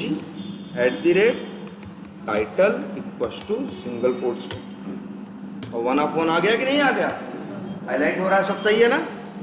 अब देखो उसकी लोकेशन निकालनी है ना, कैसे निकलेगा ये देखते हैं। अच्छा इसको ऐसे लिख दे क्या, height plus comma, height plus comma, और फिर क्या लिख दे, तो अब एक ही लाइन में प्रिंट हो जाएगा कि नहीं, हाइट कॉमा विड्थ। अब देखो हम क्या करने वाले हैं, हमको तो अब चैट वाले का निकालना है ना, तो ड्राइवर डॉट क्या लिखेंगे, फाइंड एलिमेंट, अंदर क्या लिखेंगे, y डॉट एक्स पाथ, और दे देंगे क्या, एक्स पाथ। और भाई देखो ड्राइवर डॉट फाइंड एलिमेंट के बाद क्या पाओगे, वेब एलिमेंट का ऑब्जेक्ट। आगे डॉट लगाओगे तो मेथड किसके पाओगे, वेब एलिमेंट के। अब इसी का जैसे गेट साइज मेथड साइज निकालने के लिए था, ऐसे ही एक मेथड है गेट लोकेशन। क्या है, गेट लोकेशन। और ये क्या रिटर्न करता है, रिटर्न करता है कि नहीं, पहले बताओ पैरामीटर क्या मांगता है, कुछ भी नहीं। रिटर्न क्या करता है, पॉइंट क्लास का ऑब्जेक्ट। देखो पॉइंट लिखा है ना, तो क्या रिटर्न करेगा, पॉइंट क्लास का ऑब्जेक्ट। तो एक वेरिएबल में इसको भी क्या करो, स्टोर कर लो। वेरिएबल का नाम क्या रखें, चलो क्या रख दे रहे हैं, PO। अब यहाँ दो ऑप्शन है ना, कौन वाला यूज करें, अब PO जो है, PO के अंदर किसका ऑब्जेक्ट है, वेब एलिमेंट का। हाँ भाई, PO के अंदर किसका ऑब्जेक्ट है, पॉइंट का ना, PO डॉट। अब देखो एक मेथड है जिसका नाम क्या है, गेट एक्स। क्या रिटर्न कर रहा है, इंट। ये जानते हो मेथड क्या करेगा, अरे यार x का मतलब ये वाली दूरी होती है, कौन वाली, जो ऐसे ऐसे दूरी होती है उसको क्या बोलते हैं, x, और जो ऐसे होती है वो क्या होती है, y। वो बताएगा यहाँ से इसकी दूरी क्या है, ये कितने पिक्सल है, ये कौन बताएगा, गेट एक्स। और यहाँ से यहाँ कौन बताएगा, गेट वाई। देखो निकालते हैं, गेट एक्स, और इसको लिख देते हैं क्या, इंट एक्स। ऐसे ही एक बना देते हैं इंट वाई पीओ डॉट, एक मेथड और है कौन सा, गेट वाई। और चाहो तो प्रिंट कर दें। अरे एक्स प्लस वाई दोनों नंबर है, सीधे जोड़ दोगे तो जुड़ जाएंगे ना, जोड़ना हमें नहीं है, हमें तो अलग अलग देखना है एक्स क्या है और वाई क्या है। अब रन करते हैं। कंप्यूटर में किसी की लोकेशन ऐसे ही नापते हैं, और ये नापना मिलीमीटर सेंटीमीटर में नहीं होता, किसमें होता है, पिक्सेल्स में होता है सारा हिसाब। देखो आ गया होगा 266 और 87, एक्स कितना है 266, वाई कितना है 87, और ये दिख भी रहा है मेरे भाई, इधर से इधर की दूरी ज्यादा है कि नहीं है, और ऊपर से नीचे की दूरी कम है ना, तभी क्या आ रहा है 266, 87। अब निकाल लोगे कईयों के साथ, सबको ये ट्राई करना है। अब तुम्हारे दिमाग में एक सवाल आ रहा होगा कि सर इसकी जरूरत क्या है, सर इसकी जरूरत क्या है। जरूरत ये है मेरे भाई, अभी तो हम निकाल रहे हैं, बाद में हमें इन्हें क्या करना है, टेस्ट करना है। ऐसा थोड़ी ना है कि आज एप्लीकेशन दिखे, अच्छा बताओ आज ये यहाँ दिख रहा है, 4 दिन बाद तुमको यहाँ दिखने लगे, तो ये सही बात है, अरे डिफेक्ट है यार। हर चीज की पहले से जगह क्या है, डिसाइडेड है, और हमें वो टेस्ट करना होता है कि वो चीज सही जगह पे आ रही है कि नहीं। तो इसी लोकेशन से तो निकालते हैं कि फलाने सही लोकेशन पे है या नहीं। जैसे डेवलपर ने हमने बता दिया, क्या बता दिया कि जो चैट वाला क्या है, बटन है, इसकी लोकेशन होगी एक्स की क्या होगी 266, और वाई की क्या होगी 87। वो हमको बता दिया, हमको पता है। अब हमारा कोड चलेगा। अगर मेरे कोड में भी 266 और 87 आया, तो हम कहेंगे वो कहाँ है, सही जगह पे। अगर मेरे कोड में कुछ और आया, 305 आया, और क्या आया 85 आया, तो ये चीज यहाँ थोड़ी ना रहेगी। 305 हो जाएगा तो चीज कहाँ पहुंच जाएगी, आगे पहुंच जाएगी ना यार। तो हमको ये चेक करना होता है कि जो चीज जहां होनी चाहिए वही है या नहीं। इसके लिए इसका यूज करते हैं गेट लोकेशन का। अरे ये भी टेस्ट करना पड़ता है बच्चे, बताओ ऐसा थोड़ी ना मनमानी ये है। ये टेक्स्ट बॉक्स, इसकी साइज डेवलपर डिजाइनर ने पहले से फिक्स की है, भैया इतना ऊंचा होगा और इतना बड़ा होगा। हमको ये टेस्ट करना है कि ये सही है या नहीं है, तो हमको पहले से पता है क्या होना चाहिए। अब मेरा कोड चलेगा, ये निकाल के लाएगा, तो हम मैच करेंगे जो होना चाहिए वही है या नहीं। अगर जो होना चाहिए वही है तो कहेंगे सब कुछ ओके है, और अगर जैसा होना चाहिए वैसा नहीं होगा तब डेवलपर से बोलेंगे तुम्हारे कोड में क्या है, एप्लीकेशन में क्या है, प्रॉब्लम है या डिफेक्ट है, इसको जाओ क्या करो तुम ठीक करो, तब आगे बात करो। तो अब बताओ कितने मेथड जान चुके हो तुम, 6, और ये भी सब लिखते जाओ कितनी क्लासेस जान चुके हो। ये तो वेब एलिमेंट के 6 मेथड जाने हो, टोटल कितनी क्लासेस जान चुके हो। तुमने रोम ड्राइवर क्लास का नाम सुना है पहली बार यहाँ आने के बाद, और पाई का सुना है 2, वेब एलिमेंट का सुना है 3, और डायमेंशन का सुना है 4, और पॉइंट का सुना है 5। और हर क्लास में कुछ न कुछ क्या है, मेथड्स अलग अलग है ना। तो भाई आज इतना ही रखते हैं, और यार इसकी क्या करो,